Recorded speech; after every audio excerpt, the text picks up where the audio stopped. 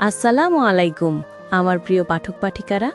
আমাদের গল্পগুলো যদি আপনাদের ভালো লেগে থাকে তাহলে অবশ্যই আমাদের সোহান ভয়েস অফিসিয়াল চ্যানেলটি সাবস্ক্রাইব করে পাশে থাকবেন। ধন্যবাদ। আব্বু আম্মুর ডিভোর্সের 18 বছর পর নানু বাড়িতে যাচ্ছি। ছোট বোনের বিয়ে, তাই না গিয়েও পারছি না। আম্মুর উপরে রাগ থাকতে পারে, কিন্তু বোনের উপর নেই। তাদের ডিভোর্সের পর আমাকে আব্বু তার কাছে রেখে দেয়। আর তরি একদম ছোট ছিল বলে আম্মু তরিকে তার সাথে নিয়ে যায়। দীর্ঘ 18 বছর তাদের সাথে কোনো প্রকার যোগাযোগ নেই। তরির বিয়ের খবরটা কোথায় পেলাম সেটা পরে বলছি। হঠাৎ ড্রাইভার বাস থামালো। যাত্রীরা সবাই একটু থমকে গেল। এটা তো লোকাল বাস না, তাহলে বাস থামিয়ে যাত্রী নিবে কেন? আমি ছোটবেলা থেকে একটু ঘাড়তেরা টাইপের, একটু বদমেজাজি আর ঘাড়তেরা। আব্বু এটা নিয়ে সবসময় আমাকে বোঝাতেন, কিন্তু আমার পরিবর্তন হয়নি। পরে তিনি একসময় বুঝতে পারেন এটা আমার পরিবারের অপূর্ণ ভালোবাসার ফল। দীর্ঘদিন এমন পরিবারহীনতা আমাকে এমন রুক্ষ করে তোলে। আমার আচার আচরণে আনে ভিন্ন মাত্রা। নিজেকে সবসময় কন্ট্রোলে রাখতে চেষ্টা করি, কিন্তু পরিস্থিতি আমাকে সেই আগের মতোই করে দেয়। এটা নিয়ে আমি নিজেও উদ্বিগ্ন। সিট থেকে উঠে হেল্পারকে ডাক দিয়ে বললাম, সমস্যা কি? গাড়ি থামালেন কেন? হেল্পার একটু শান্ত মনে বলল, একজন যাত্রী উঠবে। আমি বললাম, ওই মিয়া ফাজলামি করেন নাকি? এটা লোকাল বাস নাকি? আর বাসে আপনি সিট খালি দেখলেন কোথায়? হেল্পার আমার কথার উত্তর দিতে দিতেই বাসে যাত্রী উঠে গেল। ড্রাইভারও গাড়ির সামনের দিকে অগ্রসর করলো। হেল্পার একটু ভাব নিয়ে বলল, ভাই আপনি মনে হয় ভুলে যাচ্ছেন, আপনার পাশের সিটটা খালি আছে। আমি বললাম, কি বললেন আপনি? আবার বলুন। হেল্পার বলে, আপনার পাশের সিটটা খালি। আমি বললাম, একদম বাস থেকে ফেলে দিব। 2টা টিকিট কেটেছি কি সাদে? হেল্পার বলে, ও ভাই সরি, মনে নেই। আমি হেল্পারের দিকে একটু রাগী দৃষ্টিতে তাকিয়ে আমার সিটে এসে বসলাম।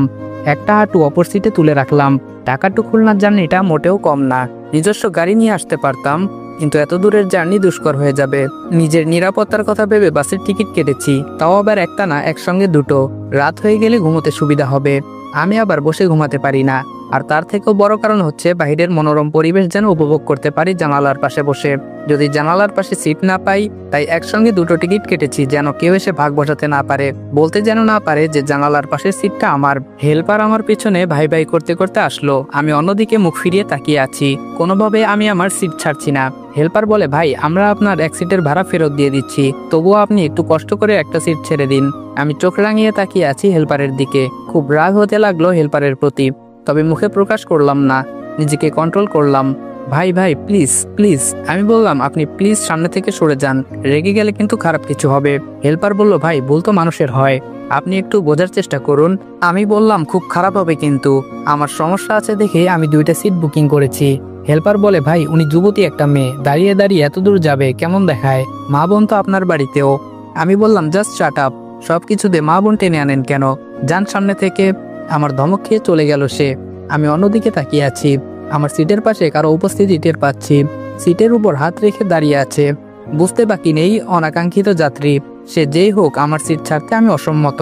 আমি একবার মেয়েটার দিকে দৃষ্টি দিলাম। দেখে মনে হচ্ছে কোনো কলেজের স্টুডেন্ট, হোস্টেল থেকে ফিরছে, কেননা কাঁধের মাঝে বেশ বড়সড় একটা স্কুল ব্যাগ। আর বাস থামিয়েছিল একটা মহিলা হোস্টেলের সামনেই। মেয়েটার শ্যামবর্ণ মুখের রং, তবে ততটা কালোও নয়, আবার অতটা সুন্দরও না। তবে মুখের মাঝে আছে অজস্র মায়ের বসবাস। শ্যামলা মেয়েরা এমনিতেই অনেক মায়াবী হয়। আমি অবশ্য কাউকে বাস্তবে তেমন দৃষ্টিভঙ্গিতে দেখিনি। বিদেশে সাদা চামড়ার মানুষ দেখতে দেখতে অভ্যস্ত, তাই এই শ্যামলা চেহারার মায়াবতী কখনো তেমন ভাবে দেখা হয়নি।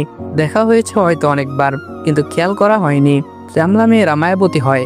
সেটা হুমায়ুন আহমেদের কোনো এক উপন্যাস না গল্পের যেন পড়েছি, সঠিক মনে নেই। বাক্যটা মনে আছে, কিন্তু গল্প মনে নেই। যাই হোক, প্রায় 15 মিনিট হতে চলল। মেয়েটাও কিছু বলছে না, বসবে কি না। আমিও বলছি না। হেল্পার কিছুক্ষণ পর পর পেছনে তাকিয়ে দেখছে আমি সিট ছেড়েছি কিনা। আমার দৃষ্টি বরাবর হলে আবার অন্যদিকে তাকিয়ে ফেলে। আশেপাশে তাকিয়ে দেখলাম অনেক যুবক আর মাঝবয়সের লোক মেয়েটাকে চোখ দিয়ে গিলে খাচ্ছে। এই বিষয়টা নিতে পারলাম না। সমাজটা আজ নষ্ট হয়ে গেছে। একটা মেয়ে একলা নিরাপদ নয়। দুষ্টু লোকদের লোভাতুর দৃষ্টি মেয়েদের উপর পড়বেই।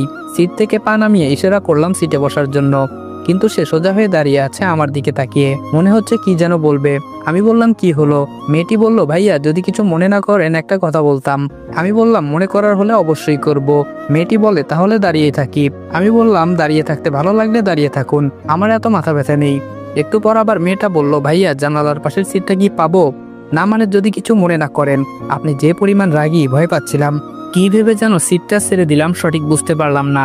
মেয়েটাও সেটা আমার থেকে অ্যাকসেপ্ট করেনি। মনে করেছিল আমি অনেক কথা শুনিয়ে দিব। আমি উঠে গিয়ে মেয়েটাকে বসতে দিলাম জানালার পাশে। সে খানিকক্ষণ আমার মুখের দিকে তাকিয়ে রইল। আমি বললাম, বসবেন নাকি আমি বসবো? মেয়েটি বলল, না না বসতেছি। বিপরীত পাশে বসে আছি। এখন অবশ্য আফসোস হচ্ছে, সিটটা কেন ছাড়লাম। একদম উচিত হয়নি সিটটা ছাড়ার। নিজের 5 আঙ্গুল মুষ্টি চেপে রাগ কন্ট্রোল করলাম। একবার রাগ কন্ট্রোল না করতে করতে আবার আরেকটা ঘটনা ঘটলো। হেল্পার এসে মেয়েটাকে বলল ভাড়া দেন। আমি হেল্পারের দিকে তাকিয়ে রইলাম। বাসের হেল্পার ছিল একটু কম বয়সী। বয়স কত আর 19-20 হবে হয়তো। এই পেশায় সে নতুন, তার আচরণে বোঝা যাচ্ছে। আমাকে সে প্রচণ্ড ভয় পাচ্ছে সেই ঘটনার পর থেকে। যাই হোক, আমি ছেলেটির উদ্দেশ্যে বললাম, একটা সিটের ভাড়া কতবার দেওয়া লাগে? হেল্পার বলে, না মানে ওনার থেকে ভাড়াটা নিয়েই আপনাকে দিতাম। আমি বললাম, তোমাকে কিছু করতে হবে না, যাও এখান থেকে। আর হ্যাঁ, কতক্ষণ লাগতে পারে খুলনা পৌঁছাতে? হেল্পার বলে 3-4 ঘন্টা তো লাগবেই। আমি বললাম ঠিক আছে। বিকেল গড়িয়ে সন্ধ্যা হতে চলল। মেয়েটা এক মনে বাহিরের দিকে তাকিয়ে আছে। প্রয়োজন ছাড়া কোনো কথা হয়নি তার সাথে। অবশ্য আমার আগ্রহ কম কথা বলার জন্য, তাই কথা হয়নি। আচমকা মেয়েটি হেসে এসে বলল, পৃথিবীর মানুষগুলো কত বৈচিত্র্যপূর্ণ। আমি তার কথার কোনো কর্ণপাত করলাম না। স্বাভাবিকভাবেই সামনের দিকে তাকিয়ে আছি। মেয়েটি বলল, আপনি দেখছি খুব অদ্ভুত। আমি বললাম, এখানে অদ্ভুতের কি আছে? মেয়েটি বলল, ভেবেছিলাম আপনার মনটা খুবই ভালো, কিন্তু আপনি যে একঘরে টাইপের কে জানতো। আমি বললাম, এক্সকিউজ মি, কি বলছেন? মেয়েটি বলল, আমি মানুষটা কালো হলেও সত্যি কথা বলতে কোনোদিন পিছু পা হই না। আমি বললাম, আমাকে একঘরে বললেন কেন?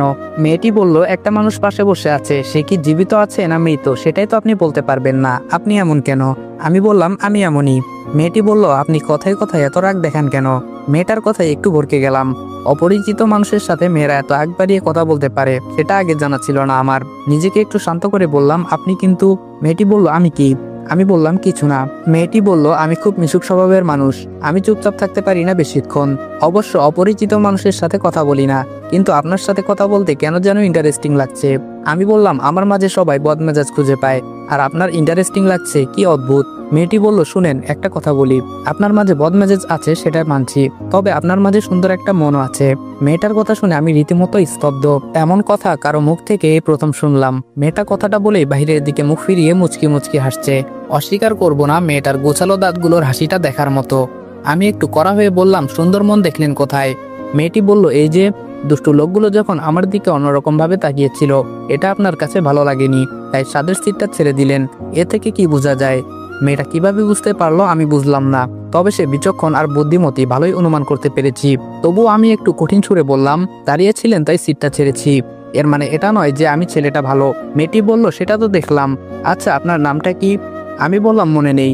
মেয়েটি বলল, ছেলেদের এত অ্যাটিটিউড ভালো না। আমি বললাম, কেন? মেয়েরাই শুধু ভাব দেখাতে পারবে, ছেলেরা পারবে না? মেয়েটি বলল, এই আপনি রাগান্বিত হবেন না, আপনার এই রাগান্বিত মুখটা খুব ভয় করে। থেমে গিয়ে একটু শান্ত হলাম। চুপ করে অন্যদিকে তাকিয়ে আছি। মেয়েটা সত্যিই সাদাসিধে, মানুষের সাথে মিশতে চায়, কিন্তু আমি তো তার বিপরীত। একদম কাছের মানুষ না হলে কারোর সাথে মিশি না, এবং কি আব্বুর সাথেও আমি কখনো ভালো করে কথা বলিনি। বাবা মা দুজনের প্রতি আছে আমার অগণিত ঘৃণা। তাদের জন্য আমি আর আমার বোন নিঃসঙ্গ হয়েছি। আজকে এতটা বছর তরিকে না দেখেই রয়েছি। অবশ্য বাবা এখন বেঁচে নেই। বাবার মৃত্যুটা আজও রহস্যজনক।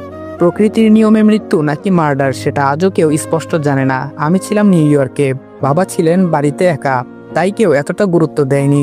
ভিসার জটিলতার কারণে আমি সেদিন বাবাকে দেখতে পারিনি। এলাকার অনেক মানুষের মুখে শুনেছি যেদিন আব্বুর মৃত্যু হয় সেদিন সকালে নাকি আম্মুকে অনেকেই আমাদের বাড়ির আশেপাশে দেখেছে। এতগুলো বছর পর আম্মুকে বাড়ির আশেপাশে দেখাটা অনেকটা ভাবনায় ফেলে দেয় সবাইকে। পরে দুপুরের দিকে সবাই জানতে পারে আব্বুর মৃত্যু হয়েছে।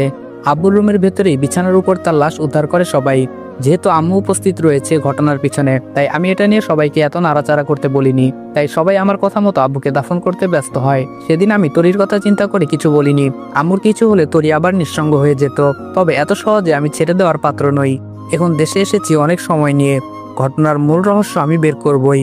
আম্মুর প্রতি আমার আগে থেকেই ঘৃণার পাহাড় জন্মে আছে। তার উপর আব্বুকে মার্ডার করার মতো ঘটনার সন্দেহ রয়েছে। এর কঠিন জবাব দিতে হবে তাকে। শুধু তরির বিয়েটা কোনো রকমে হয়ে যাক। হঠাৎ মেয়েটার কথায় চমকে উঠলাম। মেয়েটি বলল, আপনি যখন আপনার নাম বলবেনই না, আমার নামটা বলছি, আমি মেঘা। আমি অনেকটা চমকে উঠলাম। মেয়েটার নামটা আমার নামের সাথে অদ্ভুতভাবে মিলে গেছে। আমার মুখ ফসকে বের হয়ে গেল, আমি মেঘ। মেয়েটা একটু মুচকি এসে বলল, রসিকতা করছেন আমার সাথে? আমি বললাম, কেন, জন্ম নিবন্ধনের কার্ড দেখাতে হবে নাকি? মেয়েটি বলল, থাক, তার আর প্রয়োজন নেই। রুক্ষ স্বভাবের মানুষরা সহজে মিথ্যা বলে না। কথাটা বলেই সে জিভে কামড় দিল। আমি রাগী দৃষ্টি নিয়ে মেয়েটার দিকে তাকিয়ে রইলাম। মেয়েটার মুখে ভেসে উঠেছে এক অদ্ভুত ছাপ, ভয় আর চাপা মুচকি হাসি। এই প্রথম এরকম কোনো দৃশ্যের সম্মুখীন হয়েছি। এরকম মুখের দৃশ্য আজও কাউকে করতে দেখিনি। এই দৃশ্যটার একটা নাম দেওয়া যাক, মেঘ মিলন। নামটা মন্দ নয়। আমার মতো করে নামটার বিশ্লেষণ করলে যার উত্তর দাঁড়াবে। মেঘার মুখে যে একসাথে দুটো অদ্ভুত দৃশ্যের মিলন হয়েছে তাই নাম হয়েছে মেঘমিলন। যদিও আমি কবি বা সাহিত্যিক না, তবে মায়াবতী দেখলে সায়েন্টিস্টরাও কবি হয়ে যায়।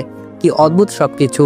মেয়েটাকে নিয়ে এইটুকু সময়ের ভিতরে যতটুকু ভাবলাম, আমার নিজেকে নিয়ে কখনো এতটুকু ভাবিনি।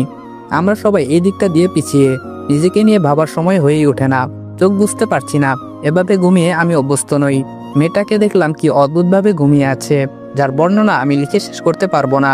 হুমায়ুন আহমেদ তাহলে সত্যিই বলেছিলেন, যে নারী ঘুমন্ত অবস্থায় সুন্দর লাগে সে নারী প্রকৃত সুন্দর। কি অদ্ভুত, এতদিন সেই মহান কথাগুলোর মানেটা বুঝতাম না। মনে হতো সে মনের হতো সে কথাগুলো লিখে, কিন্তু সেগুলো চোখের সামনেই একদিনে ধরা দিবে সেটা ভাবিনি। চোখ দুটো লেগে আসতেই আব্বুর সেই মৃত মুখটা ভেসে উঠল চোখের সামনে। আবার আটকে উঠলাম। হঠাৎ কেন এমনটা হলো বুঝতে পারছি না। আজকে কেন যেন খুব মনে পড়ছে আব্বুকে। বুঝতে শিখার পর থেকে আব্বুকে আমি মোটেও সময় দেইনি। আমার কথা ভেবে সে দ্বিতীয় বিয়ে করেনি, কিন্তু আব্বুকে কতই না অবহেলা করেছি আমি। শেষবার ক্ষমা চাওয়ার সুযোগটাও পাইনি। ভেবেই কুল পাই না আম্মু এত বছর পর কিসের জন্য এসেছিল আব্বুর কাছে। কিছু প্রশ্ন মস্তিষ্ককে সবসময় মাতিয়ে রাখে, আর কিছু স্পর্শ পাথর বুকেও তাজা গোলাপ ফোটাতে পারে। মেয়েটা যখন ঘুমে বিভোর, তখন গাড়ি একটা আইল্যান্ড ক্রস করে। ড্রাইভার ততটা খেয়াল করেনি, তাই গাড়িটা একটু ভালোভাবে নড়ে চড়ে উঠল। মেঘা চট সামলাতে না পেরে আমার দিকে হেলে পড়ল। মেঘার হাতের বাহুর উল্টো দিকের স্পর্শে আমি কেঁপে উঠলাম। নিজের ভিতরে বয়ে গেল এক অদ্ভুত শিহরণ। আমি অতি তাড়াতাড়ি নিজেকে সামনে নিয়ে একটু সরে বসলাম, কিন্তু মেয়েটা যে প্রচুর ঘুম পাগলি সেটা তো আমার অজানা। এত বড় একটা হোঁচট, তারপরেও তার ঘুম ভাঙেনি, উল্টো বাঁধিয়ে বসলো আরেক বিপত্তি। সে আরো আমার দিকে ডলে পড়লো। এ কেমন আপদ কপালে জুটলো। আমরা সাধারণত সোফায় বসে যখন টিভি কিংবা মোবাইল টিপি, তখন অদ্ভুতভাবে নিজের পরিবর্তন লক্ষ্য করবেন। প্রথমে সোজা হয়ে 1 মিনিট, তারপর সমান্তরাল রেখা হয়ে 4-5 মিনিট, তারপর শেষে নিজের হুঁশ ফিরে যখন লক্ষ্য করেন আপনার পা সোফার উপরে আর আপনার মাথা নিচে। এই মেয়েটার মাঝেও এরকম কিছু স্বভাব আছে। একবার গায়ে ডলে পড়েছে, সরে বসলাম, তারপরেও আবার ডলে পড়লো, সরিয়ে দিলাম। এখন সে আমার কোলে মাথা রেখে গুটিসুটি মেরে শুয়ে পড়লো। আমি পুরো 1 মিনিট স্তব্ধ হয়েছিলাম। এই প্রথম কোনো নারীর এভাবে স্পর্শ আমি নিতে পারছি না। কয়েকবার ডাকলাম, কিন্তু সে নাকে একটু শব্দ করে আবার শুয়ে পড়লো। আমি এবার এক প্রকার ধাক্কা মারলাম। সে হন্তদন্ত করে উঠল। উঠেই তো জিভে কামড় দিয়ে সেই বিখ্যাত মুচকি হাসি হেসে 2 হাতে মুখ লুকালো। তবে তার লজ্জা আর হাসি মাখা মুখে এই মেঘ আর শান্ত হচ্ছে না। তাকে কিছু কথা শোনানো আমার উপরে দায়িত্ব হয়ে পড়েছে। আমি বললাম, হে ইউ, কমন সেন্স নেই? মেয়েটি বলল, আসলে সরি, আমি বুঝতে পারিনি। আমি বললাম, কিসের সরি? এটা কোনো ভদ্রতার মাঝে পড়ে? মেয়েটা একটু থমকে গেল। আসলে ভুলটা তো তার, আর আমি যেই কড়া কণ্ঠে কথা বলছি ভয় পাওয়ারই কথা। তবুও মেয়েটা আমতা আমতা করে বলল, 2 দিন ধরে ঘুমাতে পারি না, তাই একটু বেশি ঘুমে মগ্ন হয়ে গিয়েছিলাম। আমি বললাম, মিথ্যা বলছেন কেন? দেখে মনে হচ্ছে এটা আপনার পুরনো অভ্যাস। মেয়েটি বলল, আশ্চর্য, আপনি জানলেন কি করে? আমি বললাম, তার মানে অনুমান সঠিক ছিল। মেয়েটি বলল, আসলে আমি বাসে উঠলে এভাবে ঘুমিয়ে পড়ি। আমি বললাম, কি সবার কোলে এভাবে ঘুমান? মেয়েটি বলল, আরে দেখ কি বলছেন, আমার বান্ধবী প্রমা আমার সাথে সবসময় আসা যাওয়া করে। ওর একটা এক্সাম থাকার কারণে সে এবার আমার সাথে আসতে পারেনি। আমি তার কোলে সবসময় এভাবে ঘুমাতাম। আজকে সে আসার আগে অনেকবার সতর্ক করেছিল যেন কারো কোলে না ঘুমাই, কিন্তু একটা কথা কি জানেন, মানুষ অভ্যাসের দাস। আমি বললাম, ইটস ওকে, ইন ফিউচার সাবধান, যখন আপনার বান্ধবীর বিয়ে হয়ে যাবে তখন। মেয়েটি বলল, সেটা তো ভাবিনি, মনে হচ্ছে নতুন অভ্যাস করতে হবে। আমি বললাম, তার আর দরকার নেই, এই অভ্যাস চালানোর জন্য আমার কাছে একটাই বুদ্ধি আছে, চাইলে দিতে পারি। মেয়েটি বলল, ওয়াও, প্লিজ তাড়াতাড়ি বলেন। আমি বললাম, বাসে ওঠার সময় 5 টাকা দিয়ে দড়ি কিনে নেবেন। সিটে বসার পর 2 হাত পুরো শরীর জানালার গ্রিলের সাথে বেঁধে রাখবেন। 2-3 বার ট্রাই করলে ইনশাল্লাহ আরোগ্য পেতে পারেন। মেয়েটি বলল, ঠাট্টা করছেন? আমি বললাম, সঠিক যেটা সেটাই বললাম। আজকে আমি ছিলাম, কালকে অন্য কেউ থাকবে, তবে সবাই আমার মতো না, কেউ না কেউ সুযোগ নিবে। তখন হাজার কিছু করলেও সে দাগটা মুছবে না। আশা করি কি বোঝাতে চেয়েছি বুঝতে পেরেছেন। মেয়েটি বলল, আচ্ছা, একটা জিনিস তো বাকি পড়ে আছে। আমি বললাম, কি? মেয়েটি বলল, বাসের ভাড়া, আপনাকে তো টাকাই দেওয়া হয়নি। আমি বললাম, আমাকে কি আপনার বাসের হেল্পার মনে হয়? মেয়েটি বলল, তা কেন মনে হবে? আমি বললাম, তাহলে চুপ করে বসে থাকেন। মেয়েটি বলল, দেখুন, আমি পৃথিবীতে কারো পাওনা অপূর্ণ রেখে যেতে চাই না, আপনাকে টাকা নিতে হবে। আমি বললাম, ওহ তাই? মেয়েটি বলল, আমি বললাম, তাহলে হিসাবটা হয়ে যাক। মেয়েটি বলল, কিসের হিসাব? আমি বললাম, এই সিটের ভাড়া 500, আপনি 3 ঘন্টা যাবৎ আমার সাথে ছিলেন, টাকা দেননি। 500 টাকার সুদ 3 ঘন্টায় 600 টাকা, তার চক্রবৃদ্ধি আছে। মেয়েটি বলল, সুদ দেওয়া নেওয়া অন্যায়। আচ্ছা, কত হয়েছে বলেন, তবুও আমি দিয়ে দিচ্ছি। আমি বললাম, যাওয়ার সময় হিসেব করে বলবো। মেয়েটি বলল, ঠিক আছে। সময়টা কিভাবে কেটে গেল বুঝতে পারছি না। বাস থামলো একটা নদীর পাড়ে, ছোটখাটো একটা ঘাট, ছোট ছোট শিপ অনেকগুলো দেখা যাচ্ছে রোড থেকে। আমি মনে করেছিলাম বোধহয় জায়গায় চলে এসেছি, কিন্তু মোবাইলের লোকেশন বলছে আরো আধা ঘন্টা বাকি আছে। পাশে তাকিয়ে দেখলাম মেয়েটা উঠে দাঁড়িয়েছে, আমাকে কিছু না বলেই তড়িঘড়ি করে নেমে পড়লো। আমি দীর্ঘ নিঃশ্বাস ছেড়ে সিটে হেলান দিয়ে ভাবলাম, মানুষের প্রয়োজনে পা অবধি ধরে, কিন্তু একটা সময় যখন প্রয়োজন ফুরিয়ে যায়, আপনার সাথে কথা বলার মতো তার সময় হয়ে ওঠে না। মেয়েটার অবস্থাও সেই রকম কিছুই। যখন সিট ছাড়ছিলাম না, তখন ভ্যাবলার মতো তাকিয়েছিল। তারপর জানালার পাশের সিটটাও চেয়ে বসলো, কি ভেবে যেন দিয়ে দিলাম। আর এখন এমন একটা ভাব করে চলে গেল, মনে হচ্ছে আমাদের মাঝে কিছুই হয়নি। ওহ ভালো কথা, সে তো বলেছিল ভাড়া দিবে, তাহলে কিছু না বলে চলে গেল কেন? ভাড়া কি আমি তার কাছ থেকে নিতাম নাকি? বলে গেলেও পারতো। কেন জানি মেয়েটা নেমে যাওয়াতে জায়গাটা শূন্য লাগছে। কেন এই অনুভূতি হচ্ছে মনের মাঝে ঠিক ধরতে পারছি না। কিছু কিছু স্বল্প সময়ের স্মৃতিও মনে সাড়া ফেলে। আমার পাথর মনে এভাবে কেউ সাড়া ফেলবে ভাবিনি কখনো। তবে কি আমি স্বল্প সময়ের জন্য সেই শ্যামলতার রূপের মাধুর্যের মাঝে নিজেকে নিখোঁজ করেছিলাম? ধ্যাত, আজকাল কি সব উদ্ভট চিন্তা ভাবনা করে সময় নষ্ট করি। চলার পথে কত পরিচয় হয়, কত মানুষের সাথে কত ঘনিষ্ঠ সম্পর্ক যুক্ত হয়। দূরে গেলে কোনো একদিন ঠিকই ভুলে যেতে সক্ষম হয়। আমিও পারবো। এটা তো সামান্য মোহমায়া, এত সিরিয়াস হওয়ার কিছু নেই। ভাগ্যক্রমে দেখা হয়েছে, আবার চলে গেছে, এটা স্বাভাবিক। আমার চিন্তা এখন এটা নয়, আমার চিন্তা ভিন্ন। গালিবকে একটা ফোন দেই, সব ঠিকঠাক আছে কিনা। হ্যালো, কিরে কোথায় তুই? আমি বললাম আর 20-25 মিনিটের মতো লাগবে। গালিব বলল, ধুর, কখন থেকে স্টেশনে বসে আছি। আমি বললাম, আচ্ছা সব ঠিকঠাক আছে তো? গালিব বলল, আছে। আচ্ছা তুই ডেকোরেশনের লোক সেজে আসবি কেন? আমার বন্ধু সেজে আসলেই তো পারতি। আমি বললাম, না, 2টা ক্যারেক্টার আমার প্রয়োজন। গালিব বলল, মানে? আমি বললাম, মানে বলবি এটা আমার বন্ধু, আর ওদেরই ডেকোরেশন। আচ্ছা তুই কথা বলেছিলি ডেকোরেশনের লোকের সাথে? গালিব বলল, হ্যাঁ, উনি বলেছে কোনো সমস্যা নেই। আচ্ছা কেন এত কিছু? তোর প্ল্যানটা সঠিক বুঝতে পারছি না। আমি বললাম, এসে বলবো, তুই শুধু আমাকে সাহায্য করবি ব্যাস। গালিব বলল, হ্যাঁ করব, কিন্তু ফুপির আবার কোনো ক্ষতি করবি না তো? আমি বললাম, তোর ফুপি যদি কোনো অন্যায় না করে অবশ্যই কোনো কিছু করব না। গালিব বলল, তোকে নিয়ে বিশ্বাস নেই। আমি বললাম, তাহলে ফিরে যাচ্ছি। গালিব বলল, এই না না, তোর যা ইচ্ছে তাই করিস, তবুও তুই আয়। আমি বললাম, ওকে, ওয়েট কর। ফোনটা রেখে দিয়ে একটা ভিলেন মার্কা হাসি দিলাম। কোনো রকম তথ্য উদ্ঘাটন করতে পারলেই হলো। ছোটবেলায় প্রাইমারি স্কুলের গাইড বইগুলোতে নিশ্চয়ই দেখেছি, স্পষ্ট লেখা ছিল একের ভিতর সব, একের ভিতর অনেক, আরও অনেক কিছু। আমার উদ্দেশ্যও অনেকগুলো। একটা ইস্যু ধরে অনেকগুলো উদ্দেশ্য সফল করব ইনশাল্লাহ। গালিব হলো আমার মেজো মামার ছেলে, ওর সাথে পরিচয় নিউ ইয়র্কে। আমি যেই ফ্ল্যাট ভাড়া নিয়েছিলাম সেটা একটু ব্যয়বহুল হয়ে পড়েছিল। প্রতি মাসে বাবার থেকে এভাবে টাকা চাওয়া কেমন যেন লাগতো। অবশ্য বাবাকে বলতে হতো না, প্রতি মাসে আমার অ্যাকাউন্টে টাকা পাঠিয়ে দিত। তবুও নিজের কাছে কেমন যেন লাগতো। এত টাকা ব্যয় সেটা নিতে পারছিলাম না। তাই সিদ্ধান্ত নিলাম ভার্সিটির কোনো প্রবাসী স্টুডেন্টকে রুম শেয়ার করব। ভার্সিটির ফেসবুক গ্রুপে স্ট্যাটাস দিলাম, সাথে ঠিকানা সহ। বিকেলের দিকে কেউ কলিং বেল বাজালো, তখন তার সাথে সামান্য পরিচয়। সে এখানে থাকতে আগ্রহী। প্রবাসীদের মাঝে খুব ভালো একটা অভ্যাস আছে, সেটা হলো তার সঙ্গীদের পরিচয় খুঁটিয়ে খুঁটিয়ে জানা। অবশ্য আমি জানতে চাইনি, সে নিজের ইচ্ছেই আমাকে জিজ্ঞেস করত। আমি সারাদিন এভাবে বিষণ্ণ মনে থাকি কেন? বেশ কয়েকবার জিজ্ঞেস করার পর আমি পরিচয় দেই। ভাগ্যবশত তার পরিচয় বেরিয়ে আসলো সে আমার মেজো মামার ছেলে। এটা অবশ্য কুইন্সিডেন্ট। অনেকে ভাবতে পারেন এগুলো গল্প বা সিনেমায় হয়, তবে ব্যাপারটা সেরকম না। বাস্তবে এরকম অনেক উদাহরণ আছে।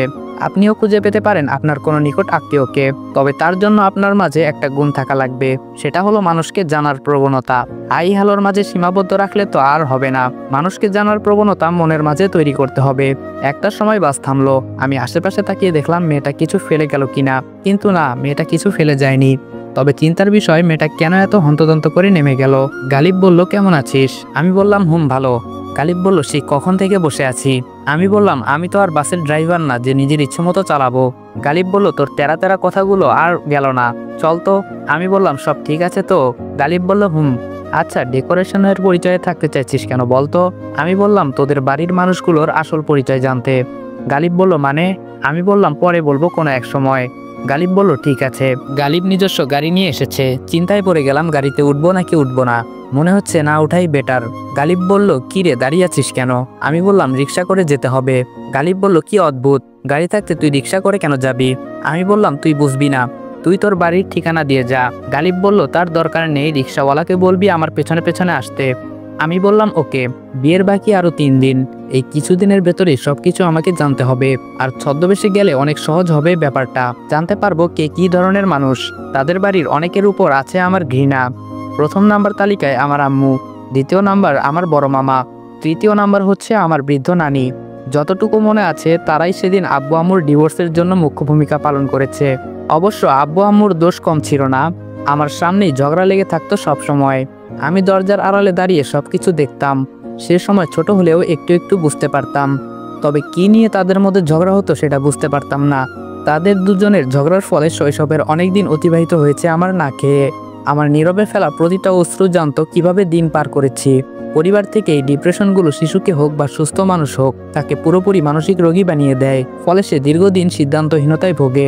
এক সময় ভুল সিদ্ধান্ত নিয়ে তার জীবনের মোড় ঘুরিয়ে দেয়। পরে সমাজ বলে সে খারাপ, কিন্তু সমাজের মানুষের চোখে এটা কখনো পড়ে না যে তার খারাপ হওয়ার উৎপত্তি স্থল কোথায়। কি কারণে ছেলেটা আজ নেশায় মগ্ন, কি কারণে মেয়েটা আজ বেপরোয়া, কেন সে আজ এই খারাপ পথে। সেই দিকটা খতিয়ে দেখার মতো সময় নেই আমাদের সমাজের। বিশাল এক বাড়ি, 3 দিন আগে থেকেই পুরো বাড়িতে বিয়ের সাজসজ্জা। ছোট বোনের বিয়ে, কোথায় মন খুলে একটু সবার সাথে আনন্দ বিলাবো, কিন্তু তার আর উপায় নেই। মায়ের মুখোশ খুলতে ঠিকই আমাকে সেই আনন্দটা মাটি চাপা দিতে হচ্ছে। গালিব বলল ভেতরে চল। আমি বললাম যাবো, একটু ওয়েট কর। আমি চট করে ব্যাগ থেকে একটু নর্মাল ড্রেস বের করে পরে ফেললাম। গালিব মুচকি হেসে বলল তোর মতিগতি বোঝা বড় দায়। আমি বললাম তুই ছোট মানুষ, তোর এত বুঝে কাজ নেই। গালিব বলল কোন সময় কোন বিপদে ফেলে দিস সেটা বলা মুশকিল। আমি বললাম ধুর, আজ এরা চিন্তা করিস কেন, চল তো। পুরো বাড়িতে মেহমানের ছড়াছড়ি, এদের মাঝে কাউকে আমি চিনি না। নানু বা মামাদের দেখলে একটু অনুমান করতে পারবো।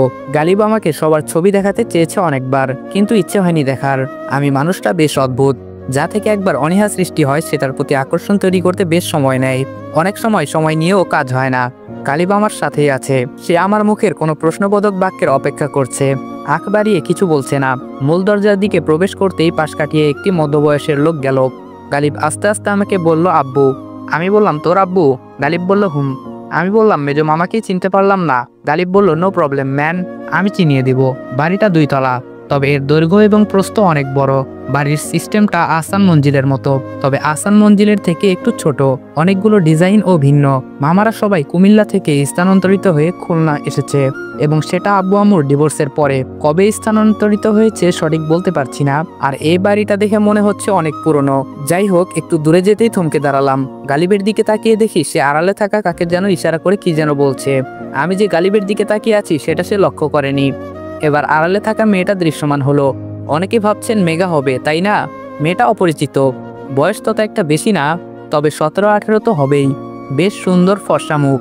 দুজনেই দুজনকে হাতের ইশারায় কি যেন বলছে। গালিব মনে করেছিল আমি সামনে চলে গিয়েছি, কিন্তু আমি যে তার পাশ ঘেঁষে দাঁড়িয়ে আছি সেটা সে লক্ষ্য করেনি। আচমকা সে সামনের দিকে পা বাড়াতে আমার সাথে ধাক্কা খেলো।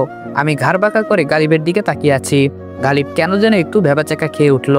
মেয়েটাকে? গালিব বলল ওহ ওটা, এটা আমার আম্মুর আব্বুর মেয়ের শাশুড়ির মেয়ের মেয়ে। আমি বললাম মাথার তার সব ছিঁড়েছে তোর, চল তো। গালিব বলল দাদিকে দেখবি? আমি বললাম সময় নেই। গালিব বলল তোর আম্মুকে দেখবি না? আমি বললাম এত অস্থির হচ্ছিস কেন? তোর ফুপি কি এমপি না মিনিস্টার যে তার সঙ্গে দেখা করতে হবে? গালিব বলল কাছাকাছি চলে গিয়েছিস, ফুপি এই থানার এমপি। আমি বললাম ফাইজলামি করিস? গালিব বলল সত্যি। আমি বললাম তুই বললেই বিশ্বাস করব? গালিব বলল এখানে থাকলেই বুঝতে পারতি। আমি বললাম আচ্ছা, তাহলে আগে বলিসনি কেন? গালিব বলল তুই আমার কথা আগে কর্ণপাত করেছিস। আমি বললাম তাহলে আরো ইজি হয়ে গেল। গালিব বলল কিভাবে? আমি বললাম সময় হলে বুঝবি। রুম কোথায় তোর? গালিব বলল দোতলায়। অর্ধেক সিঁড়ি বেয়ে ওঠার পরে বাঁধলো আরেক বিপত্তি। 6-7 জন মেয়েও সিঁড়ি বেয়ে নামছে। আমি গালিবের পেছনে দাঁড়ালাম। মেয়েগুলো গালিবকে দেখে দাঁড়িয়ে পড়লো। আমি অন্যদিকে মুখ করে দাঁড়িয়ে আছি। একটা মেয়ে ফিসফিস করে বলছে গালিব ভাই এটা কে? গালিব আমার দিকে তাকালো। ফেক পরিচয় দিতে সে ইতস্ত বোধ করছে। আমি গালিবের পেটে খোঁচা দিলাম পরিচয় দেওয়ার জন্য। গালিব বলল ওহ এটা, সে আমার বন্ধু প্লাস ডেকোরেশনের লোক। মেয়েগুলো একসাথে হেসে উঠল। তাদের মাঝে কেউ একজন আবার ফিসফিস করে বলছে নাম কি তার? গালিব আমার দিকে তড়িৎ গতিতে তাকিয়ে বলল কি যেন নাম তোর? আমি গালিবের দিকে রাগী দৃষ্টিতে তাকিয়ে রইলাম। এত নির্বোধ ছেলেটা বলার বাহিরে। একটা ফেক নাম বললেই তো হয়। আমি বললাম তুই জানিস না? গালিব বলল ও হ্যাঁ মনে পড়েছে, ওর নাম মিরাজ। মিরাজ, হ্যাঁ মিরাজ। আরেকটা মেয়ে বলে উঠলো ছাগলের মতো ম্যাঁ ম্যাঁ করছিস কেন? তোর বন্ধুর নাম তোর মনে থাকে না? কেমন বন্ধু তোর? গালিব বলল আরে আজকে মাত্র পরিচয় হলো। যাক বাবা, কথাটা ঘোরাতে পেরেছে। তোর সাথে পরে কথা আছে, ফোন দিলে দেখা করিস। আমি বললাম ওকে। মেয়েগুলো চলে গেল। আমি গালিবের মাথায় একটা চাটি মারলাম। গালিব বলল মারলি কেন? আমি বললাম এত গাধা কেন তুই? আর একটু হলেই তো কেস খাইয়ে দিচ্ছিলি। গালিব বলল আরে বেটা, মুন্নি আপুকে দেখলে এমনিতেই ডিপ্রেশনে পড়ে যাই। আমি বললাম মুন্নি আবার কে? গালিব বলল, ওই যে দেখলি না, তুই তুই করে বলল বড় মামার বড় মেয়ে। আমি বললাম, ডিপ্রেশনে পড়ে যাস কেন তাহলে? গালিব বলল, আরে সে সব সময়। গালিব থেমে গেল, এইভাবে যেন কথা ঘোরাতে চেষ্টা করলো। আচ্ছা তোর পেটে তো খিদে। আমি বললাম, তুই জানলি কি করে আমার পেটে খিদে? গালিব বলল, এত দূর থেকে জার্নি করে আসলি, চল খাবি। গালিবের কথায় বেশ সন্দেহ হচ্ছে, আমাকে এখনো তার রুমেই নিয়ে যায়নি, কথা ঘোরানোর ছলে সেটা ভুলে গিয়েছে। তাহলে বিষয়টা খতিয়ে দেখতে হবে, তবে এখন না। আমি বললাম, এই অবস্থায় গিয়েই কি খেতে বসবো? গালিব বলল, ও সরি, মনেই নেই, চল রুমে চল। বেশ পরিপাটি একটা রুম। ব্যাচেলার ছেলের রুম সাধারণত এত গোছানো থাকে না, কে জানে কে গুছিয়ে দেয়। আমি গালিবকে বললাম, কেয়ারফুল ম্যান, তুই যেরকম করছিস সবকিছু তো শেষ করে দিবি। গালিব বলল, ওকে, নো প্রবলেম। আমি বললাম, পেটে সত্যি খিদে লাগছে। গালিব বলল, ওইদিকে বাথরুম, ফ্রেশ হয়ে আয়। গালিবের সাথে গিয়ে খাবার টেবিলে বসলাম। এত বড় খাবার টেবিল অতীতে কখনো কোনো পরিবারে দেখিনি। সাধারণত যৌথ পরিবারগুলোতে দেখা যায় এরকম টেবিল, তবে এত বড় টেবিল দেখিনি। কমপক্ষে 30 জন মানুষ একসাথে বসে খেতে পারবে। আমাকে আর গালিবকে টেবিলের তুলনায় অতি ক্ষুদ্র দেখাচ্ছে, মনে হচ্ছে সূর্যের তুলনায় পৃথিবী। গালিব বলল, তুই 1 মিনিট বস, আমি জেঠিমাকে বলছি খাবার দিতে। আমি বললাম, ওকে যা। আমি পকেট থেকে মোবাইল বের করে একটু এদিক সেদিক ঘাটাঘাটি করছি। হঠাৎ লক্ষ্য করলাম আমার সামনে তড়িঘড়ি করে একটা মধ্যবয়সী মহিলা এসে বসলো। মাথার চুল আধো ঢাকা। একটু ভালো করে লক্ষ্য করে দেখলাম মিস মারজান বেগম, আমার আম্মু আর কি। সন্তান পিতামাতা থেকে আর যতই দূরে থাকুক, তাদের চিনতে কখনো ভুল করে না। ফোনে কার সাথে যেন কথা বলছে। হঠাৎ করে তিনি ডেকে উঠলেন, এই নীলিমা। ওনার পেছন ঘর থেকে উত্তর আসলো, জি খালা। তিনি বললেন, প্রচুর খিদা লেগে আছে। নীলিমা নামের মেয়েটা বলল, 1 মিনিট, ওটা বোধহয় রান্নাঘর। আমি আর চোখে মিসেস মারজানা বেগমকে লক্ষ্য করছি। ওরে বাবা, উনি এত ব্যস্ত, অপরিচিত একজন বিপরীত পাশে বসে আছে সেটা দেখার সময় নেই। এক সময় গালিব এসে আমার পাশে বসলো। গালিব বলল, 1 মিনিটের ভেতরে খাবার আসতেছে। আমি কিছু বললাম না। হঠাৎ আম্মু ফোন রেখে গালিবকে বলছে, কোথায় থাকিস তুই? সন্ধ্যাবেলা খুঁজলাম, পেলাম না তো। গালিব বলল, একটা জায়গায় গিয়েছিলাম। আম্মু বলল, এটা কে? গালিব বলল, আমার বন্ধু, ক্লাস ডেকোরেশনের লোক। আম্মু বলল, তোরা আবার ওই ক্লাসের বন্ধুও আছে? গালিব আমার মুখের দিকে তাকাচ্ছে। আমার চোখ একদম লাল হয়ে যাচ্ছে। নিজেকে কোনো রকমে কন্ট্রোল করলাম, না এটা কোনো সাধারণ মহিলা না। আম্মু বলল, যাই হোক, নিয়ে এসেছিস কি করার, ভবিষ্যতে সাবধান, এটা ভদ্রলোকের বাড়ি। আমি 2 হাত বুকে গুটিয়ে এক দৃষ্টিতে তাকিয়ে আছি। একটা মানুষ এত নিম্নমনের হয় কিভাবে? বুঝেছি, পাপের নদী পানিতে টইটুম্পুর হয়েছে। আঙ্গুলের ইশারায় সেই পাপের নদীতে যদি না চুবিয়েছি, আমার নামও মেঘনা। ভেবেছিলাম ওনার মনে বোধহয় অনুশোচনা জন্মেছে, কিন্তু আমার ধারণা ভুল। আমি কিছু না বলে উঠে দাঁড়ালাম। গালিব বলল, কিরে উঠে দাঁড়ালি যে? আমি বললাম, সব বাড়ির খাবার এই পেটে হজম হয় না, কিছু কিছু বাড়ির খাবার খাওয়ার আগেই পেট নষ্ট হয়ে যায়। রাগে কটমট করতে করতে গালিবের রুমে এসে শুয়ে পড়লাম। গালিব আসলে তাকে নিয়ে রেস্টুরেন্টে যেতে হবে, কিন্তু মারজানা বেগমের এত লুজ ক্যারেক্টার সেটা ধারণা ছিল না। যখন আব্বুর সামনে সমানে তর্ক নিয়ে কথা বলতো তখন তো বুঝতাম না, তাহলে আব্বুর কোনো দোষ ছিল না? এইমাত্র বুঝলাম গন্ডগোলটা কোথায়। একটু পর গালিব আসলো। চলে আসলি যে? আমি বললাম, তোর কি মনে হয় আমি রাস্তার ছেলে? গালিব বলল, আরে দূর, ফুপির কথাই কিছু মনে করিস না, উনি আগে এমন ছিল না। আমি বললাম, দেখ গালিব, মারজানা বেগমকে আমি ছোট থেকেই চিনি। আজ আমার এই পরিণতির জন্য দায়ী শুধু তিনি। এমন অবস্থায় ফেলবো, দেখবি তারের মতো সোজা হয়ে গেছে। গালিব বলল, শত হলেও তোর আম্মু। আমি বললাম, নেক্সট টাইম আর এই শব্দটা মুখে না নিলে খুশি হব। এখন চল কোনো রেস্টুরেন্টে যাই। গালিব বলল, কেন? আমি বললাম, না খেয়ে থাকবো নাকি? গালিব বলল, আচ্ছা চল। রুম থেকে বের হলাম। একটু দূরে যেতেই প্রথমের সেই মেয়েটার সামনে পড়লো। গালিবকে হাতের ইশারায় কি যেন বলছে। এবার একটু থমকে দাঁড়ালাম। মেয়েটা বোধহয় বোবা। গালিব আমার দিকে বারবার তাকাচ্ছে কেন সঠিক বুঝতে পারলাম না। মেয়েটা বিষণ্ণ মনে চলে গেল। আমি এবার গালিবকে বললাম, কে এটা? গালিব বলল, তরি। মুহূর্তের মাঝে পুরো শরীরে শিহরণ বয়ে গেল। এটা তরি ছিল? নিজের অজান্তেই চোখ দুটো অশ্রুতে ভরে গেল। কোনো রকম নিজেকে শান্ত করলাম, করুণ কণ্ঠে বললাম, তরি বোবা? গালিব বলল, জন্মগত, তুই জানিস না? আমি বললাম, আরে না, যে সময় আব্বু আম্মুর বিচ্ছেদ হয় তখন তরি 4 মাসের শিশু ছিল। গালিব বলল, বলিস কি, এত ছোট বাচ্চা কোলে থাকতে তাদের কিভাবে বিচ্ছেদ হলো? আমি বললাম, ওরা মানুষের কাতারে পড়ে নাকি? একটু আগে কি বললো দেখলি না? গালিব বলল, অবশ্য ঠিক ধরেছিস, ফুপির ব্যবহার একটু উগ্র টাইপের, তবে। আমি বললাম, এই চরিত্রে তবে বলে কোনো শব্দ নেই, আমি ওনাকে আগে থেকেই চিনি। হাঁটতে হাঁটতে বাড়ির বাহিরে চলে আসলাম। গালিব গাড়ি বের করতে গিয়েছে। গেটের সামনে দাঁড়িয়ে আছি। হঠাৎ লক্ষ্য করলাম একটু দূরে মুন্নি নামের মেয়েটা 4-5টা ছেলের সাথে কি যেন পরামর্শ করছে। মুন্নির চেহারায় হতাশা আর ব্যস্ততার ছাপ, তবে কথা বলার ভঙ্গিমা বেশ সন্দেহজনক। আমি গেটের ভিতরে ঢুকে দেওয়ালের এই পাশ দিয়ে গেলাম। পকেট থেকে মোবাইল বের করে এমন একটা ভাব ধরলাম, দূর থেকে কেউ দেখলে মনে করবে মোবাইল টিপছি। আমার উদ্দেশ্য দেওয়ালের বিপরীত পাশের কথাবার্তা শোনা, আর 2 কদম এগিয়ে তাদের কথাবার্তা স্পষ্ট শুনতে পেলাম। মুন্নি বলছে, কি বলেছি মনে আছে তো? ওর পরিচয় জানার সাথে সাথে যেভাবে পারিস খতম করে দিবি, আর বাকি 50,000 কাজ শেষে পাবি। লোকগুলো বলল, আরে আপনি কোনো টেনশন লয়েন না, ব্যাপারটা আমরা দেখতাছি, আপনি শুধু বাকি টাকাটা রেডি রাখেন, তাইলেই হইব। মুন্নি বলল, আই এম শিওর সে এখানে আসবে, আমার কাছে খবর আছে সে বাংলাদেশে এসেছে। লোকগুলো বলল, কইলাম তো, ও যদি এখানে নাও আসে, ওরে যেখানে পামু পরিচয় জানার সাথে সাথে খেল খতম কইটা দিমু। মুন্নি বলল, ভেরি গুড। গালিব ফোন দিচ্ছে বারবার, মনে হয় আমাকে না দেখে চিন্তায় পড়ে গেছে। আমি আস্তে আস্তে সেখান থেকে সরে আসলাম। গালিবের সাথে গাড়িতে বসে আছি, আমি পুরো স্তব্ধ হয়ে আছি। মার্ডারের প্ল্যানটা যে আমাকে নিয়ে হচ্ছে তার 70% শিওর। মনে হচ্ছে ফেক পরিচয়টাই ছিল আমার সব থেকে বুদ্ধিমানের কাজ।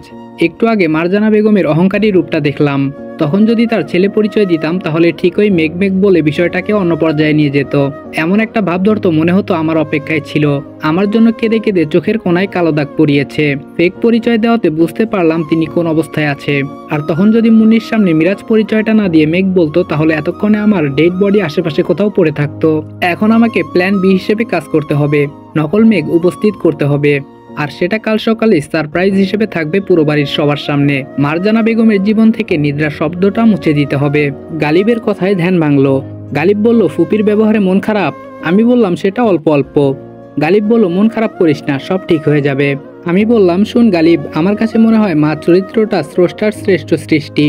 মা বাস্তবে যত খারাপ হোক, সন্তানকে কখনো বুঝতে দেয় না সে খারাপ। পৃথিবীর সব সন্তানের কাছে তার মাই হলো পৃথিবীর শ্রেষ্ঠতম আদর্শ, কেননা সে তার মায়ের গোপনে করা অন্যায়গুলো দেখে না।